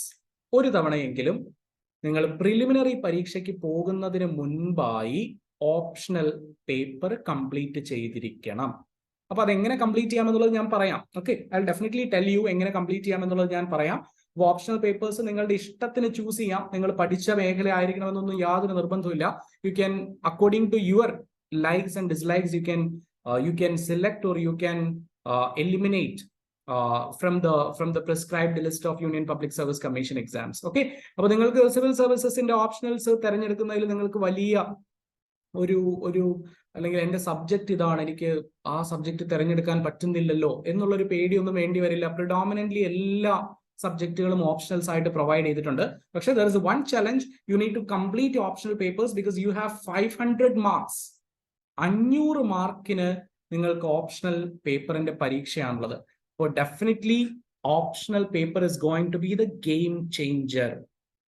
അപ്പോൾ ഓപ്ഷണൽ നിങ്ങൾ നിർബന്ധമായിട്ടും കംപ്ലീറ്റ് ചെയ്യണം. And practice writing answers. Sir, how can you write answers without knowing anything about the exam? നിങ്ങൾ ഒരു കാരണവശാലും മുഴുവൻ പഠിച്ചതിന് ശേഷം ആൻസർ എഴുതി തുടങ്ങാമെന്ന് വിചാരിക്കരുത്. That would be definitely a failure. കാരണം ഈ പരീക്ഷയ്ക്ക് ഒരു കാരണവശാലും ആരും മുഴുവൻ പഠിച്ചു തീരില്ല. അപ്പൊ എന്ന് മുതൽ ആൻസർ എഴുതി തുടങ്ങണം? സർ, ഇന്ന് മുതൽ തുടങ്ങിക്കോളൂ. Start it now. This is the better time. നാളത്തേക്കല്ല, ഇന്ന് മുതൽ സ്റ്റാർട്ട് ചെയ്യാം. സർ, എങ്ങനെ എഴുതി തുടങ്ങും? Sir, you read Hindu newspaper daily, isn't it? I have already told you that you read Hindu newspaper daily. And based on an editorial, start writing answers. Okay, start writing essays. അപ്പൊ question ഇല്ല എന്നുള്ളൊരു പോരായ്മയും തീർന്നു അല്ലെ? ഇനി നിങ്ങൾക്ക് question വേണമെന്ന് നിർബന്ധമാണെങ്കിൽ there are a lot of online platforms which provide you with daily newspaper analysis and enough number of questions. അപ്പൊ ആ ക്വസ്റ്റ്യൻസ് നിങ്ങൾക്ക് സോൾവ് ചെയ്യാനായിട്ട് ശ്രമിക്കാം. അപ്പോൾ മറ്റൊരു കാര്യം കൂടി പറയട്ടെ. ഈ ന്യൂസ് പേപ്പർ നിങ്ങൾക്ക് ചിലപ്പോൾ ആദ്യം വായിക്കുമ്പോൾ വളരെ ബുദ്ധിമുട്ടായിട്ട് തോന്നുന്നുവെങ്കിൽ നിങ്ങൾക്ക് നെസസറിലി ഒരുപാട് daily newspaper analysis available ആണ്. You can use that. Okay, യൂട്യൂബിൽ നിങ്ങൾക്ക് ന്യൂസ് പേപ്പർ അനാലിസിസ് അവൈലബിൾ ആയിരിക്കും.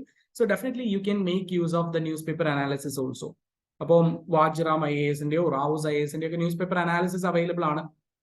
സ്വാഭാവികമായിട്ടും റൈറ്റ്സ് IAS അക്കാഡമി ഒരു PCM ബാച്ച് തുടങ്ങുമ്പോൾ they would definitely provide you a newspaper analysis session എന്നാണ് എൻ്റെ വിശ്വാസം. അങ്ങനെയാണെങ്കിൽ you can follow that also even so that you will get an idea about what is happening around the world. അപ്പോൾ ബിഗിനേഴ്സിനെ സംബന്ധിച്ച് ചിലപ്പോൾ നിങ്ങൾക്ക് സ്വാഭാവികമായിട്ടും ഒരു തോന്നലുണ്ടായിരിക്കും, എനിക്ക് അത്ര പത്രവായന ശീലമൊന്നുമില്ല, അപ്പൊ ഞാൻ എന്ത് ചെയ്യുമെന്നുള്ളൊരു തോന്നലുണ്ടെങ്കിൽ at the earliest what you can do is that you can follow a newspaper analysis from the social media and they will definitely provide you practice questions also.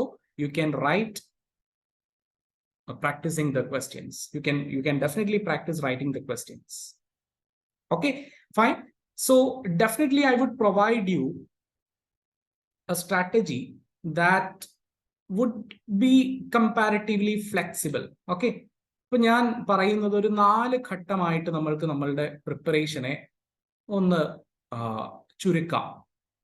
Which usually what should be followed is that നമ്മളൊരു 4 ഘട്ടമായിട്ട് നമ്മളുടെ പ്രിപ്പറേഷനെ 4 ഫേസുകളായിട്ട് നമ്മളുടെ പ്രിപ്പറേഷനെ ഒന്ന് ചുരുക്കുകയാണ്. phase 1, phase 2, phase 3 and phase 4. Say for example നമ്മൾ July മുതൽ start ചെയ്യുന്നു എന്ന് വിചാരിക്കാം. July, August, September, October. Fine, ആദ്യത്തെ 4 മാസം phase 1. അടുത്ത 4 മാസം November, December, January, February. Very good. Now from the month of February, okay, January, February, March, from the month of March to prelims, എപ്പോഴാണോ പ്രിലിമിനറി നടക്കുന്നത് അതുവരെ അടുത്ത face. Then preliminary to mains, you can categorize the fourth phase, that is from prelims to mains. ഇങ്ങനെ 4 ഘട്ടമായിട്ട് നമ്മൾ just ഒന്ന് divide ചെയ്യാണ്. ഇനി ഓരോ ഘട്ടത്തിലും നമ്മൾ എന്താണ് ചെയ്യേണ്ടത് അതാണ് ഇമ്പോർട്ടന്റ് അല്ലേ. സാർ ഘട്ടമായിട്ടൊക്കെ ഡിവൈഡ് ചെയ്യാൻ പറയുന്നുണ്ട്, പക്ഷെ എന്താണ് ഓരോ ഘട്ടത്തിലും ചെയ്യേണ്ടത്? And always keep in mind that this is, I am just putting forward a strategy for U.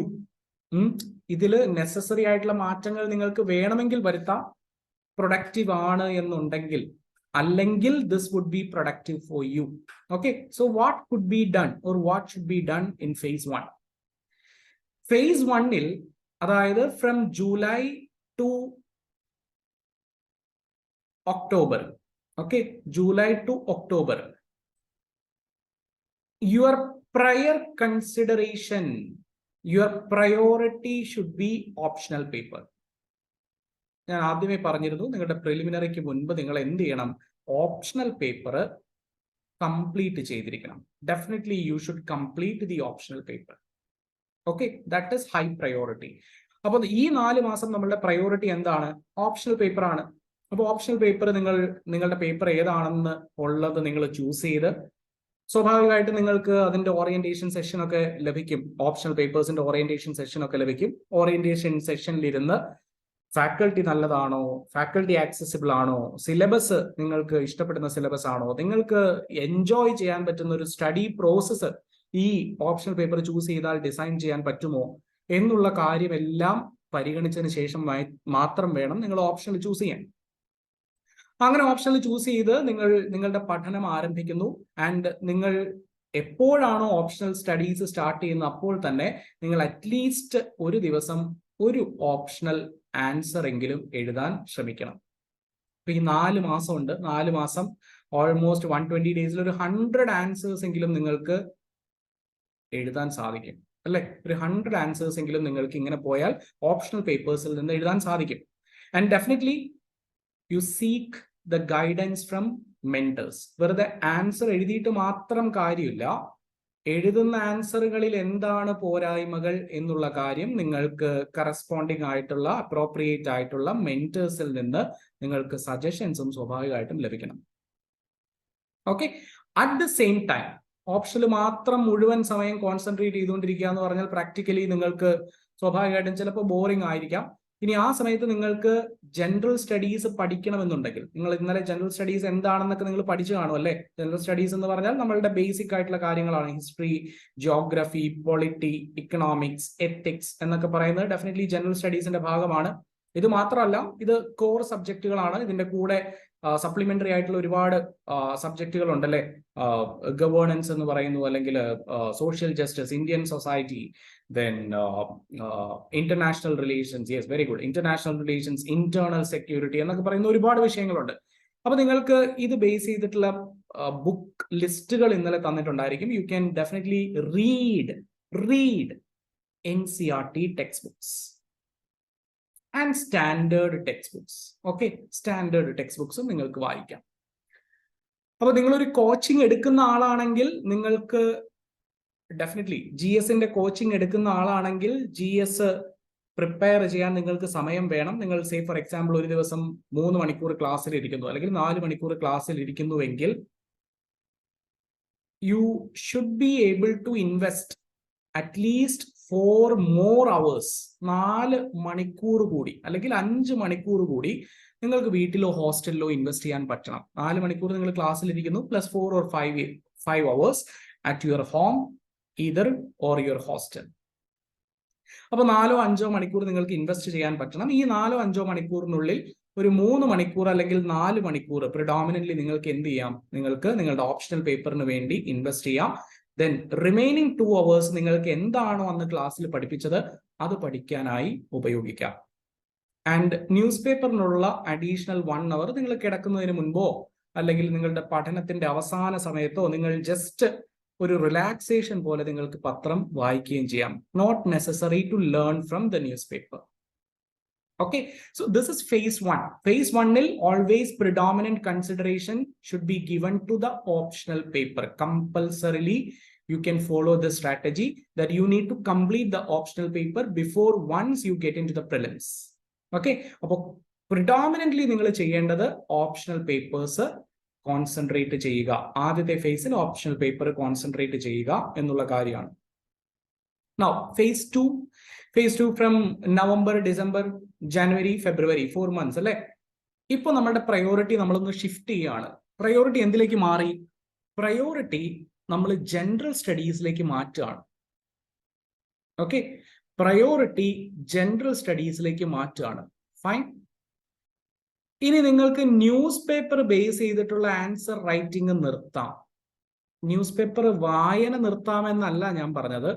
ഞാൻ ആദ്യം പറഞ്ഞിരുന്നു ന്യൂസ് പേപ്പർ ബേസ് ചെയ്ത് നിങ്ങൾക്കൊരു ആൻസർ എഴുതി നോക്കാം എന്ന് പറഞ്ഞിരുന്നു അല്ലെ. ആ ആൻസർ എഴുതി നോക്കുന്നത് തൽക്കാലം നിർത്താം. അപ്പൊ ആ ആൻസർ എഴുതി നോക്കുമ്പോൾ തൽക്കാലം നിർത്താമെന്ന് പറഞ്ഞാൽ ആൻസർ എഴുതുന്നത് ടോട്ടലി നിർത്താമെന്നാണോ അർത്ഥം? അല്ല. നിങ്ങൾ ഇനി മുതൽ GS ബേസ്ഡ് ആയിട്ടുള്ള ടെസ്റ്റ് പേപ്പറുകൾ എടുത്തു തുടങ്ങുക. ഓക്കെ, സെക്കൻഡ് ഫേസിലേക്ക് വരുമ്പോൾ നിങ്ങൾക്ക് ഫുൾ ടൈം ടെസ്റ്റുകൾ അവൈലബിൾ ആയിരിക്കും. വെനെവർ നവംബറിലേക്കൊക്കെ വരുമ്പോൾ ഇൻസ്റ്റിറ്റ്യൂട്ടുകൾ ടെസ്റ്റ് സീരീസുകൾ സ്റ്റാർട്ട് ചെയ്യും. അപ്പൊ ആ സമയത്ത് നിങ്ങൾ GSന് വേണ്ടിയിട്ടുള്ള ടെസ്റ്റ് സീരീസുകൾ കോൺസെൻട്രേറ്റ് ചെയ്ത് എഴുതി തുടങ്ങുക. സർ, ഞങ്ങൾ GS പഠിച്ചിട്ടില്ലല്ലോ. കുഴപ്പമില്ല, പഠിച്ചിട്ടില്ലെങ്കിലും കുഴപ്പമില്ല. ആരും പഠിച്ചു തീരില്ലെന്നേ. Nobody is going to complete the preparation before the exam. Even before the interview, nobody would be able to complete the syllabus. അതാണ് ഈ എക്സാമിന്റെ മറ്റൊരു പ്രത്യേകത. അപ്പൊ നിങ്ങൾക്ക് അറിയുന്ന കാര്യങ്ങൾ എഴുതി തുടങ്ങും. അപ്പൊ നിങ്ങളിൽ വരുന്ന മാറ്റങ്ങൾ നിങ്ങൾക്ക് സ്വാഭാവികമായിട്ടും മനസ്സിലാക്കാൻ സാധിക്കും അല്ലെ. സർ, ഈ GS മാത്രം കോൺസെൻട്രേറ്റ് ചെയ്താൽ മതിയോ? അല്ല, നെസസറിലി നിങ്ങൾ ഓപ്ഷണൽ ഒരു തവണ പഠിച്ച് അവസാനിപ്പിച്ചിട്ടുണ്ട്. സമയം കിട്ടുമ്പോൾ അതൊന്ന് റിവൈസ് ചെയ്ത് പോകുക. ആ ടച്ച് വിട്ടു പോകാതെ സമയം കിട്ടുമ്പോൾ അതൊന്ന് റിവൈസ് ചെയ്ത് പോകുക. നൗ, മറ്റൊരു കാര്യം ചെയ്യാൻ പറ്റുന്നത് എസ്സേസ് എഴുതി ശീലിക്കുക. ഓക്കെ, എസ്സേസ് നിങ്ങൾ എഴുതി ശീലിക്കുക. നിങ്ങൾക്കൊരു പേപ്പർ ഉണ്ട്, എസ്സേ പേപ്പർ ഉണ്ട്. ഈ എസ്സേ പേപ്പറിന് വേണ്ടി തന്നെ പ്രിഡോമിനന്റ്ലി നിങ്ങൾ പ്രീവിയസ് ക്വസ്റ്റ്യൻസ് നോക്കിയോ അല്ലെങ്കിൽ നിങ്ങളുടെ മെന്റേഴ്സിന്റെ സഹായത്തോടു കൂടിയോ നിങ്ങൾ എസ്സേസ് എഴുതി ശീലിക്കുക. എസ്സേസ് എന്ന് പറഞ്ഞാൽ ലോങ് ആൻസേഴ്സ് എഴുതി ശീലിക്കുക. ഷോർട്ട് ആൻസേഴ്സ് അല്ല, ലോങ് ആൻസേഴ്സ് എഴുതി ശീലിക്കുക. ഓക്കെ, ഒരു ആഴ്ചയിൽ അറ്റ്ലീസ്റ്റ് 1-2 എസ്സേസ് എങ്കിലും പെർ വീക്ക് നിങ്ങൾക്ക് എഴുതാൻ പറ്റിയാൽ മതി. That's enough. ഓക്കെ, ആഴ്ചയിൽ 1-2 എസ്സേസ് എങ്കിലും എഴുതി ശീലിക്കുക. So second phase, this is phase number 2. Now, phase number 3ലേക്ക് വരുമ്പോൾ എന്താ ചെയ്യാൻ പറ്റുക? ഫേസ് നമ്പർ 3ലേക്ക് വരുമ്പോൾ എഗെയിൻ നമ്മളുടെ ഷിഫ്റ്റ് മാറുകയാണ്. ഇപ്പോ നമ്മളുടെ ഷിഫ്റ്റ് എന്തിലേക്ക് മാറി? ഇപ്പോ നമ്മളുടെ ഫോക്കസ് പ്രിലിംസിലേക്ക് മാറി. Exclusively prelims, because you have only 2 or 3 months remaining. February, March, April, and you would be getting half of May. March, April, and maximum you would be getting half of May. So you should start now concentrating exclusively on prelims. Preliminary പരീക്ഷയ്ക്ക് വേണ്ടുന്ന already നിങ്ങൾ notes prepare ചെയ്യുന്നതിനെ പറ്റി ഞാൻ പറഞ്ഞിട്ടുണ്ടല്ലേ. അപ്പൊ ആ notes നിങ്ങൾ വീണ്ടും എടുക്കുക. എന്നിട്ട് അവിടെ നിന്ന് പ്രിലിംസിന് വേണ്ടുന്ന തരത്തിലുള്ള ഇൻഫർമേഷൻസ് മാത്രം സീക്ക് ചെയ്യുക. Okay, that is what is provided here. Revise notes from the prelims perspective. Definitely prelims clear ചെയ്യണമെങ്കിൽ അറിവുണ്ടായാൽ മാത്രം പോരാ. മോക്ക് ടെസ്റ്റുകൾ മാക്സിമം ആക്സിലറേറ്റ് ചെയ്യുക. പരമാവധി മോക്ക് ടെസ്റ്റുകൾ എടുക്കുക. മോക്ക് ടെസ്റ്റ് എടുത്താൽ മാത്രം പോരാ. Should learn the short Cummings. എന്തുകൊണ്ട് ആ ആൻസർ തെറ്റി, ഞാൻ പ്രിപ്പയർ ചെയ്ത ആൻസർ എന്തുകൊണ്ട് തെറ്റി എന്നുള്ളത് കൃത്യമായി നിങ്ങൾ മനസ്സിലാക്കണം. And you should go through the techniques also sometimes. നിങ്ങൾ ഓപ്ഷൻ എലിമിനേഷൻ ടെക്നിക്സ് എന്നൊക്കെ കേട്ടിട്ടുണ്ടായിരിക്കും അല്ലെ. അപ്പോൾ ഓപ്ഷൻ എലിമിനേറ്റ് ചെയ്ത് നിങ്ങൾക്ക് ചില സാഹചര്യങ്ങളിൽ ആൻസറിലേക്ക് എത്താൻ പറ്റും. നിങ്ങൾക്ക് കോമൺ സെൻസ് ഉപയോഗിച്ച് ചില കാര്യങ്ങൾ ഓപ്ഷൻ എലിമിനേറ്റ് ചെയ്തുകൊണ്ട് നിങ്ങൾക്ക് ആൻസറിലേക്ക് എത്താൻ സാധിക്കും. നിങ്ങൾക്ക് അതായത് ഇതിനെപ്പറ്റി പൂർണ്ണമായ ധാരണ ഇല്ലെങ്കിൽ പോലും ചിലർക്ക് കോമൺ സെൻസ് ഉപയോഗിച്ച് ചില ഓപ്ഷൻസ് എലിമിനേറ്റ് ചെയ്ത് ആൻസറിലേക്ക് എത്താൻ സാധിക്കും. അപ്പൊ അത്തരം ടെക്നിക്സും നിങ്ങൾ എന്ത് ചെയ്യണം? ഗ്രാജ്വലി ഇൻകൾക്കേറ്റ് ചെയ്യണം. അപ്പൊ ഇവിടെയൊക്കെയാണ് നിങ്ങൾക്ക് നെസസറിലി ഒരു ഇൻസ്റ്റിറ്റ്യൂട്ടിന്റെ സഹായം ആവശ്യമായിട്ട് വരിക, ഒരു എക്സ്പേർട്ടിന്റെ സഹായം അല്ലെങ്കിൽ ഒരു മെന്ററിന്റെ സഹായം ആവശ്യമായിട്ട് വരുന്നത് ഈ ഘട്ടത്തിലൊക്കെയാണ്. Now sir, what should be done with the newspaper now? Stop it. Enough. പത്രവായന അവസാനിപ്പിക്കാം. കാരണം അവസാനത്തെ 3 മാസമായി. ഇനി ഈ 3 മാസത്തിൽ നിങ്ങൾ പത്രവായനയ്ക്ക് വേണ്ടി 1-1.5 മണിക്കൂറോ സ്പെൻഡ് ചെയ്യാൻ പാടില്ല. Stop it. That's enough. The game is over. News paper വായന അവസാനിപ്പിക്കാം. ഓക്കെ, കാരണം ഈ 3 മാസത്തെ കറണ്ട് അഫയേഴ്സിൽ നിന്ന് നിങ്ങൾക്ക് ചോദ്യങ്ങൾ ലഭിക്കാൻ സാധ്യത വളരെ കുറവാണ്. ബിക്കോസ് UPSC നമ്മുടെ PSC പോലെയല്ല. UPSC will be very systematic in the process and they would have already prepared the the prelims question for you. So that is not a concern at all. അതൊരു കൺസേണേ അല്ല. ഒരു 3 മാസം മുൻപ് നിങ്ങൾക്ക് news paper വായന അവസാനിപ്പിക്കാം. Stop it. Forget about it. That's enough. Enough is enough. And the last phase, that is the fourth phase. Fourth phase like varumbo again our focus gets shifted to mains. Alle prelims തൊട്ട് mains വരെയുള്ള face ആണിത്. ഇനി നമ്മൾ concentrate ചെയ്യേണ്ടത് എവിടെയാണ്? മെയിൻസിലാണ് അല്ലെ. Now complete optional. നിങ്ങൾ optional ആദ്യം കംപ്ലീറ്റ് ചെയ്തിരുന്നു അല്ലെ. ഇനി അവിടെ എന്തെങ്കിലും ഒരു പോരായ്മ, ഏതെങ്കിലുമൊക്കെ മേഖല, ഞാൻ നേരത്തെ പറഞ്ഞ പോലെ ഓപ്ഷണൽ കംപ്ലീറ്റ് ചെയ്യുന്നു എന്ന് പറഞ്ഞാൽ പോലും പ്രാക്ടിക്കലി മുഴുവൻ കാര്യങ്ങളൊന്നും കംപ്ലീറ്റ് ചെയ്യാൻ പറ്റില്ലല്ലോ. അപ്പൊ എവിടെയെങ്കിലും ഒരു ഷോർട്ട് കമ്മിങ്സ് ഉണ്ടെങ്കിൽ അത് ആദ്യം കോൺസെൻട്രേറ്റ് ചെയ്യുക. Concentrate on the areas which you lack confidence. Okay, and complete optional first because optional is going to be the rank making area. Optional is going to be the decisive factor for your rank. കാരണം 500 marks ആണ് ഓപ്ഷനിൽ. സ്വാഭാവികമായിട്ടും നിങ്ങളുടെ rank നിർണ്ണയിക്കുന്നതിൽ ഓപ്ഷനിൽ വളരെ പ്രധാനപ്പെട്ട ഒരു സ്ഥാനമുണ്ട്. അതുകൊണ്ട് ഓപ്ഷണൽ ആണ് ആദ്യം കംപ്ലീറ്റ് ചെയ്യേണ്ടത്. Sir, now the result has not come. Result വന്നിട്ടില്ല പ്രിലിമിനറിയുടെ. അപ്പൊ എന്താ ചെയ്യേണ്ടത്? You always have an expectation അല്ലെ. ഒരുപാട് ആൻസർ കീസ് ഒക്കെ ഓൾറെഡി വന്നിട്ടുണ്ടായിരിക്കും. ആൻസർ കീസ് ഒക്കെ ഓൾറെഡി വന്നിട്ടുണ്ടെങ്കിൽ if you feel that you would be able to cross the benchmark or cross the cut off, you should start preparing for the mains. Do not wait for the results to be announced. Okay, predominantly 1-2 ആഴ്ചയ്ക്കുള്ളിൽ തന്നെ result വരാറുണ്ട്. But still, you should understand that from the very next day or after taking 2 or 3 days break, you should start preparing for the mains. Okay, so prior to the result of prelims, complete the GS left out. അപ്പോൾ optional complete ചെയ്യുക. പ്രിലിമിനറിയുടെ result വരുന്നതിന് മുൻപ് പരമാവധി left out ആയിട്ടുള്ള GS കൂടി complete ചെയ്യാനായി ശ്രമിക്കുക. പറ്റുന്ന പോലെ ശ്രമിക്കുക.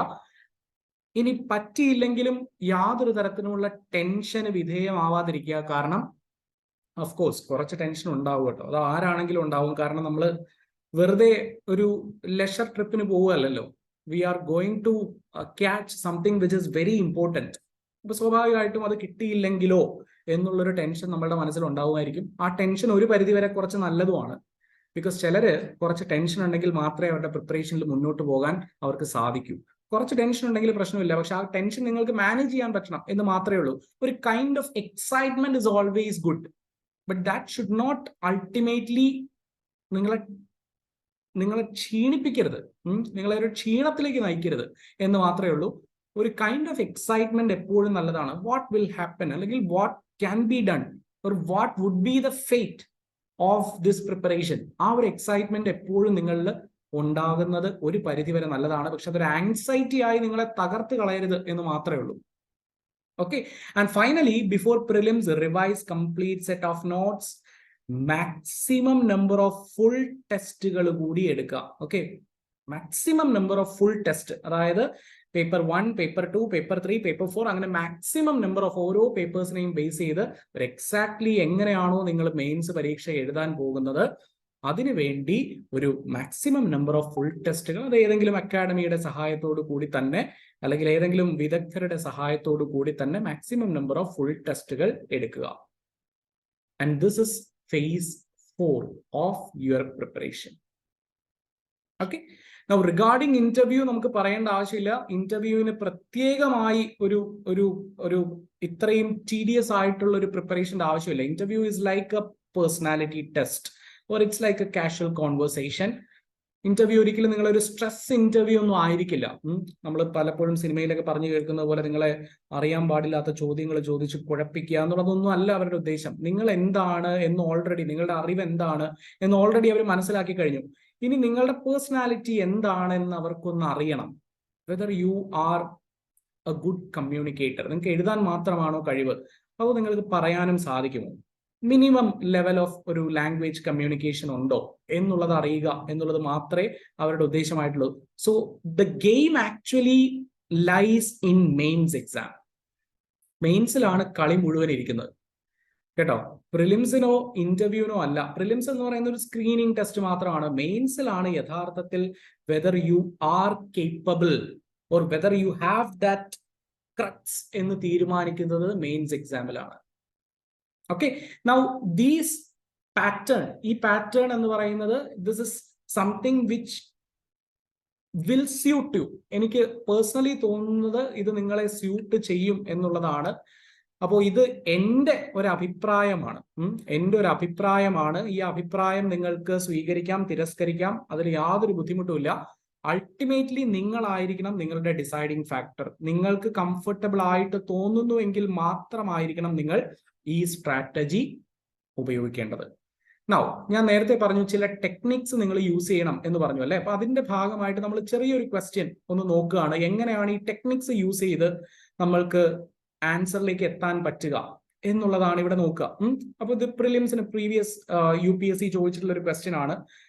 അപ്പൊ ചോദിച്ചിരിക്കുന്നത് എങ്ങനെയാണ്? Consider the following statements. താഴെ പറഞ്ഞിട്ടുള്ള സ്റ്റേറ്റ്മെന്റ്സ് കൺസിഡർ ചെയ്യുക. Statement number 1, the value of Indo-Sri Lanka trade has consistently increased last decade. രണ്ടാമത്തെ statement, textile and textile articles constitute an important item of trade between India and Bangladesh. മൂന്നാമത്തെ statement, in the last 5 years, Nepal has been the largest trading partner of India in South Asia. Okay. അപ്പൊ ഈ സ്റ്റേറ്റ്മെന്റുകൾ നമ്മൾ മൂന്നും വായിച്ചു. നമ്മൾക്ക് ഇതിനെപ്പറ്റിയൊന്നും വ്യക്തമായ ധാരണയില്ല. പക്ഷെ നിങ്ങൾ ആദ്യത്തെ സ്റ്റേറ്റ്മെന്റ് ഒന്ന് നോക്കുക. The value of Indo Sri Lanka trade, ഇന്ത്യയും ശ്രീലങ്കയും തമ്മിലുള്ള വ്യാപാരം ക്രമാനുഗതമായി ഇൻക്രീസ് ചെയ്തിരിക്കുന്നു എന്നാണ് പറയുന്നത്. അതായത് കഴിഞ്ഞ 10 വർഷത്തിൽ, ലാസ്റ്റ് ഡെക്കേഡിൽ ക്രമാനുഗതമായി ഇൻക്രീസ് ചെയ്തിരിക്കുകയാണ്. അതായത് കറക്റ്റായി ഇൻക്രീസ് ചെയ്ത് പോകുകയാണെന്നാണ് പറയുന്നത്. ഇങ്ങനെ പോകുക എന്ന് പറഞ്ഞാൽ അത് പോസിബിൾ ആണോ? No, there will be ups and downs, ഇല്ലേ? ഒരു ട്രേഡിന്റെ ഒരു ഗ്രാഫ് അല്ലെങ്കിൽ ഒരു ട്രേഡ് ഗ്രോത്തിന്റെ ഗ്രാഫ് പറയുമ്പോൾ there will automatically be ups and downs. And നമ്മൾക്ക് ഈ ഒരു സ്റ്റേറ്റ്മെന്റിനെ പറ്റി വലിയ ധാരണ ഇല്ലെങ്കിൽ പോലും, നമുക്കറിയില്ല കഴിഞ്ഞ 10 വർഷം എന്ത് സംഭവിച്ചിട്ടുണ്ട്, ഇന്ത്യയും ശ്രീലങ്കയും തമ്മിലുള്ള വ്യാപാരത്തിൽ എന്ത് സംഭവിച്ചിട്ടുണ്ടെന്ന് ഉള്ളത് നമുക്കറിയില്ല. പക്ഷെ still you can understand that this statement is wrong. Consistently increase ചെയ്യുക എന്ന് പറഞ്ഞാൽ അത് വളരെ സ്പെസിഫിക് ആണ് അല്ലെ. കൺസിസ്റ്റന്റ് ആയി കൂടിക്കൊണ്ടിരിക്കുന്നു എന്ന് പറഞ്ഞാൽ വളരെ സ്പെസിഫിക് ആണ്. അങ്ങനെ ഒരു സ്പെസിഫിസിറ്റി ഒരിക്കലും നമ്മൾക്ക് ഒരു എക്കണോമിക്സ് അല്ലെങ്കിൽ ഒരു കൊമേഴ്സ് അല്ലെങ്കിൽ ട്രേഡ് എന്നുള്ള മേഖലയിൽ ഒരിക്കലും പറയാൻ പറ്റില്ല. So the first statement is wrong. അപ്പൊ റൈറ്റ് സ്റ്റേറ്റ്മെന്റ് ചൂസ് ചെയ്യാനാണ് പറഞ്ഞിട്ടുള്ളത് അല്ലെ. ഫസ്റ്റ് സ്റ്റേറ്റ്മെന്റ് റോങ് ആണെങ്കിൽ നിങ്ങൾക്ക് 2 ഓപ്ഷൻസ് എലിമിനേറ്റ് ചെയ്യാം. ഇസ്ന്റ് ഇറ്റ്? 2 ഓപ്ഷൻസ് എലിമിനേറ്റ് ചെയ്യാം. ഈ 2 ഓപ്ഷൻസ് എലിമിനേറ്റ് ചെയ്യുമ്പോൾ തന്നെ നിങ്ങൾക്ക് 50-50 ആയി ചാൻസ്. ആൻസറിലേക്ക് എത്താനുള്ള ചാൻസ് 50-50 ആയി. ഇവിടെ നമ്മുടെ കോമൺ സെൻസ് മാത്രമേ നമ്മൾ ഉപയോഗിച്ചിട്ടുള്ളൂ. കാരണം നമുക്ക് വേറെ ഒന്നും അറിയില്ല. നമ്മൾ കോമൺ സെൻസ് മാത്രമേ ഉപയോഗിച്ചിട്ടുള്ളൂ. ഇനി രണ്ടാമത്തെ സ്റ്റേറ്റ്മെന്റ് നോക്കുക. Textile and textile articles constitute an important item of trade between India and Bangladesh. നമുക്ക് അറിയില്ല. രണ്ടാമത്തെ സ്റ്റേറ്റ്മെന്റ് നമ്മളവിടെ ഹോൾഡ് ചെയ്യുകയാണ്, അറിയില്ല. ടെക്സ്റ്റൈൽ ആൻഡ് ടെക്സ്റ്റൈൽ ആർട്ടിക്കിൾസ് ശരിയാണ്. ബംഗ്ലാദേശും ഇന്ത്യയും അല്ലെങ്കിൽ ബംഗ്ലാദേശിൽ സം കൈൻഡ് ഓഫ് ടെക്സ്റ്റൈൽ ആക്ടിവിറ്റീസിനെ പറ്റി നമ്മൾ പഠിച്ചിട്ടുണ്ട് ഹിസ്റ്ററിയിൽ. പക്ഷെ നമുക്ക് അറിയില്ല. കുഴപ്പമില്ല, നോ പ്രോബ്ലം. മൂന്നാമത്തെ സ്റ്റേറ്റ്മെന്റ് നോക്കുകയാണ്. In the last 5 years Nepal has been the largest trading partner of India in south Asia. Sir, Nepal എന്ന് പറയുന്നത് ഒരു പോർട്ട് പോലും ഇല്ലാത്ത അല്ലെ. നേപ്പാൾ എന്ന് പറയുന്നത് കംപ്ലീറ്റ്ലി ഒരു ലാൻഡ് സറൗണ്ടഡ് കൺട്രിയാണ്. അപ്പൊ അത്തരം ഒരു രാജ്യം ഇന്ത്യയുടെ ഒരു ലാർജസ്റ്റ് ട്രേഡിംഗ് പാർട്ട്ണർ ആകുന്നു. അതും കഴിഞ്ഞ 5 വർഷം ഉടനീളം ഇന്ത്യയുടെ ലാർജസ്റ്റ് ട്രേഡിംഗ് പാർട്ട്ണർ ആവുന്നു. നേപ്പാൾ ഒരു ചെറിയ രാജ്യമാണ്. ഇന്ത്യയിൽ നിന്ന് പ്രൊഡ്യൂസ് ചെയ്യുന്ന എല്ലാ കാര്യങ്ങളും കൊണ്ടുപോയി നേപ്പാളിൽ ഡംപ് ചെയ്യുക എന്ന് പറയുന്നത് പ്രാക്ടിക്കലി പോസിബിൾ ആണോ? No. So you can necessarily understand that this statement is also wrong. ഇത് കോമൺ സെൻസ് ആണ്. ഇവിടെ നമ്മൾ ഒന്നും പഠിച്ചിട്ടില്ലെങ്കിൽ പോലും ഈ ക്വസ്റ്റ്യന്റെ ആൻസറിലേക്ക് എത്താൻ പറ്റും. നിങ്ങൾ പഠിച്ച ക്വസ്റ്റ്യൻസിന് മാത്രമേ ആൻസർ എഴുതൂ എന്ന് നിർബന്ധം കാണിക്കരുത്. കാരണം UPSCയെ സംബന്ധിച്ച് പഠിച്ച ക്വസ്റ്റ്യൻസിന് മാത്രം ആൻസർ എഴുതാൻ നിന്ന് കഴിഞ്ഞാൽ നമ്മൾക്ക് എക്സാം ക്ലിയർ ചെയ്യാൻ പറ്റില്ല. നിങ്ങൾ പഠിച്ചിട്ടില്ലെങ്കിലും, നിങ്ങളുടെ പഠനം പൂർത്തീകരിച്ചിട്ടില്ലെങ്കിലും നിങ്ങൾ ആൻസറിലേക്ക് എത്താൻ ശ്രമിക്കണം. So option C will also be eliminated and you will get that option 2 only is the right answer. Yes, textile and textile articles constitute an important item of trade between India and Bangladesh. Yes, ശരിയാണ്. അപ്പൊ ഇതാണ് ഒരു prelims ക്വസ്റ്റ്യന്റെ model. നമ്മളുടെ question discussion അല്ല നമ്മളുടെ focus area എന്ന് പറയുന്നത്. But still നിങ്ങൾക്ക് ജസ്റ്റ് ഒരു ഐഡിയ കിട്ടുക എന്നുള്ളത് മാത്രമാണ് ഉദ്ദേശം. അപ്പൊ ഇതൊരു പ്രിലിംസ് ക്വസ്റ്റ്യന്റെ മോഡലാണ്. ഒരു മെയിൻസ് ക്വസ്റ്റ്യന്റെ മോഡൽ കൂടി പറഞ്ഞതിന് ശേഷം നമ്മൾക്ക് ഈ സെഷൻ അവസാനിപ്പിക്കാം. ഓക്കെ, സി, ഇത് ഒരു മോഡൽ ക്വസ്റ്റ്യൻ ആണ്. ഒരു മോഡൽ ക്വസ്റ്റ്യൻ ആണ്. Just understand this. ഇതിന്റെ ഉദ്ദേശം എങ്ങനെയാണ് നിങ്ങൾ ന്യൂസ് പേപ്പറിൽ നിന്ന് ആൻസർ എഴുതേണ്ടത് എന്നുള്ളതാണ്. അപ്പൊ ഇവിടെ ചോദിച്ചിരിക്കുന്നത് എന്താണ്? Discuss the possible factors that inhibit India from enacting uniform civil code. അപ്പൊ യൂണിഫോം സിവിൽ കോഡ് എന്ന് പറയുന്നത് നമ്മളുടെ കോൺസ്റ്റിറ്റ്യൂഷനിൽ directive principles of state policy എന്നുള്ള ഭാഗത്ത് പരാമർശിച്ചിട്ടുള്ള ഒരു ഐഡിയ ആണ്. അപ്പൊ അതുകൊണ്ടാണ് ഞാൻ നിങ്ങളോട് ആദ്യം പറഞ്ഞത് നിങ്ങൾ സിലബസ് പഠിക്കണം എന്ന് പറഞ്ഞത്. ഇപ്പൊ യൂണിഫോം സിവിൽ കോഡ് ഇപ്പോൾ ഒരുപാട് ചർച്ചകൾ നടന്നുകൊണ്ടിരിക്കുന്ന സമയമാണ് അല്ലെ. UCCയെ പറ്റി, ഏക സിവിൽ കോഡിനെ പറ്റി ഒരുപാട് ചർച്ചകൾ നടന്നുകൊണ്ടിരിക്കുന്ന സമയമാണ്. അപ്പോൾ definitely you know that this is part of your syllabus, isn't it? And Hindu newspaper will gradually, frequently be covering articles regarding Uniform Civil Code, will be providing opinions regarding Uniform Civil Code. Hindu newspaper would definitely have provided you the answer for even this question. ഈ ക്വസ്റ്റ്യനുള്ള ഉത്തരം Hindu news paper നിങ്ങൾക്ക് provide ചെയ്തിട്ടുണ്ടായിരിക്കും. എന്തെല്ലാം കാരണങ്ങൾ കൊണ്ടാണ് ഗവൺമെന്റുകൾ മാറി മാറി വന്നിട്ടും യൂണിഫോം സിവിൽ കോഡ് ഇന്ത്യയിൽ ഇംപ്ലിമെന്റ് ചെയ്യപ്പെടാത്തത്? ഡെഫിനറ്റ്ലി കമ്മ്യൂണൽ ക്ലാഷസ് ഉണ്ടായിരിക്കും അല്ലെ. സ്വാഭാവികമായിട്ടും UCC പോലുള്ള ഒരു കാര്യം ഇംപ്ലിമെന്റ് ചെയ്യുമ്പോൾ കമ്മ്യൂണൽ റൈറ്റ്സ് ഉണ്ടാകാനുള്ള സാധ്യത കൂടുതലാണ്. ഒരു വിൽ പവർ ഉള്ള ഗവൺമെന്റ് വരണം. ഗവൺമെന്റിന്റെ വോട്ട് ബാങ്ക്, ഗവൺമെന്റ് അല്ലെങ്കിൽ ഏതെങ്കിലും ഒരു പൊളിറ്റിക്കൽ പാർട്ടി വോട്ട് ബാങ്ക് നോക്കാതെ ഇംപ്ലിമെന്റ് ചെയ്യാൻ തയ്യാറായി മുന്നോട്ട് വരണം. എല്ലാ മതങ്ങൾക്കും എല്ലാ വിഭാഗങ്ങൾക്കും തുല്യ പരിഗണന നൽകണം. ഇതൊക്കെ ചലഞ്ചസ് ആണ്. അപ്പൊ ഈ ചലഞ്ചസ് ആണ് ഇന്ത്യയെ എന്തിൽ നിന്ന് ഇൻഹിബിറ്റ് ചെയ്യുന്നത്? യൂണിഫോം സിവിൽ കോഡ് ഇംപ്ലിമെന്റ് ചെയ്യുന്നതിൽ നിന്ന് ഇൻഹിബിറ്റ് ചെയ്യുന്നത്. And that is the question here. Now no confidence motion, അവിശ്വാസ പ്രമേയം നിങ്ങളുടെ ഡിബേറ്റിന്റെ ഭാഗമാണ് ഇപ്പോൾ അല്ലെ. നരേന്ദ്രമോദിക്കെതിരായി മണിപ്പൂർ വിഷയത്തിൽ അവിശ്വാസ പ്രമേയത്തെ സംബന്ധിച്ച് ലോക്സഭയിൽ ചർച്ചകൾ നടന്നതിനെ പറ്റി നിങ്ങൾ കേട്ടിട്ടുണ്ടായിരിക്കും. അപ്പൊ എങ്ങനെയാണ് ഈ പാർലമെന്ററി പ്രൊസീജിയേഴ്സ് അക്കൗണ്ടബിലിറ്റി ഉറപ്പാക്കുന്നത് എന്നുള്ളൊരു ക്വസ്റ്റ്യൻ ഡെഫിനറ്റ് ആയിട്ടും ചോദിക്കാം. ഈ അവിശ്വാസ പ്രമേയം പോലുള്ള പാർലമെന്ററി പ്രൊസീജിയേഴ്സ് ഗവൺമെന്റിൽ അക്കൗണ്ടബിലിറ്റി ഉറപ്പാക്കുന്നത് എങ്ങനെയാണ് ഗവൺമെന്റിനെ കൺട്രോൾ ചെയ്യാൻ സാധിക്കുന്നത്? ഏത് എക്സ്റ്റെന്റ് വരെ ഗവൺമെന്റിനെ കൺട്രോൾ ചെയ്യാൻ സാധിക്കുന്നുണ്ട് ഈ തരം പാർലമെന്ററി പ്രൊസീജിയേഴ്സ് ഉപയോഗിച്ച് എന്ന് ക്വസ്റ്റ്യൻ ചോദിക്കാം. Isn't it? Now ഗവർണറും സ്റ്റേറ്റ് ഗവൺമെന്റും തമ്മിലുള്ള ഇഷ്യൂ പലപ്പോഴായി ഫ്രീക്വന്റ് ആയി ചോദിക്കുന്ന കാര്യമാണ്. ഇവിടെ ഒന്ന് ക്വസ്റ്റ്യൻസ് ചോദിക്കാം. അപ്പൊ ഇത്തരം കാര്യങ്ങളെ സംബന്ധിച്ച് നമ്മളുടെ ന്യൂസ് പേപ്പറിൽ നിന്ന് എപ്പോഴും കൂടുതൽ ക്വസ്റ്റ്യൻസ് ഡെഫിനറ്റ്ലി ഈ പൊളിറ്റി, ഗവേണൻസ് പോലെ എക്കണോമിക്സ് പോലുള്ള മേഖലകളിൽ നിന്നാണ് കൂടുതൽ ക്വസ്റ്റ്യൻസ് ചോദിക്കാം. Because those areas are highly rewarding areas ആണ്. അപ്പൊ ആ മേഖലകളിൽ നിന്ന് സജീവമായ ചർച്ചകളുടെ ഭാഗമായിട്ടുള്ള ഫോക്കസ് ഏരിയ മനസ്സിലാക്കി നിങ്ങൾ ആൻസേഴ്സ് ഡ്രാഫ്റ്റ് ചെയ്ത് ഫയൽ ചെയ്ത് വച്ചാൽ you would be rewarded highly during your mains preparation. Okay, so this is just an introduction. ഒരു പാറ്റേൺ ഒന്ന് നിങ്ങളെ പരിചയപ്പെടുത്തി എന്നുള്ളത് മാത്രമേ ഉള്ളൂ. ധൈര്യമായി നിങ്ങൾ ഈ ഒരു വർഷം 12 മാസക്കാലം നിങ്ങൾ ഈ ഒരു പാറ്റേൺ ഫോളോ ചെയ്ത് നോക്കൂ. I hope this would definitely be contributing for your civil services preparation. And നിങ്ങൾക്ക് സ്വാഭാവികമായും എന്ത് അസിസ്റ്റൻസിന് വേണമെങ്കിലും നിങ്ങൾക്ക് കോൺടാക്ട് ചെയ്യാം. You would definitely be provided with the assistance. നിങ്ങൾക്ക് കോർഡിനേറ്ററുമായിട്ട് സംസാരിച്ചാൽ you would be provided with my contact number.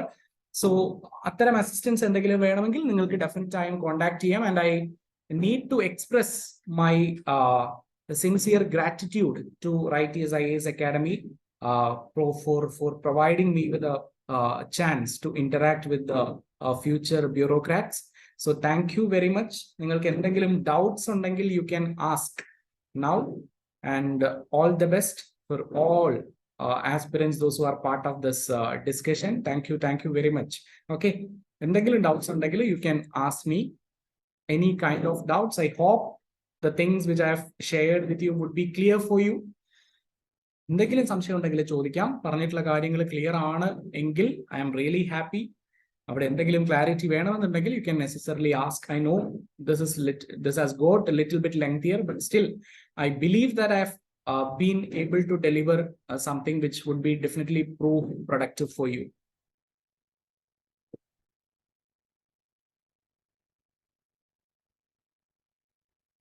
Okay, so all the best to all the aspirants. Okay, definitely let the success follow you. Thank you very much. We'll see you. Thank you.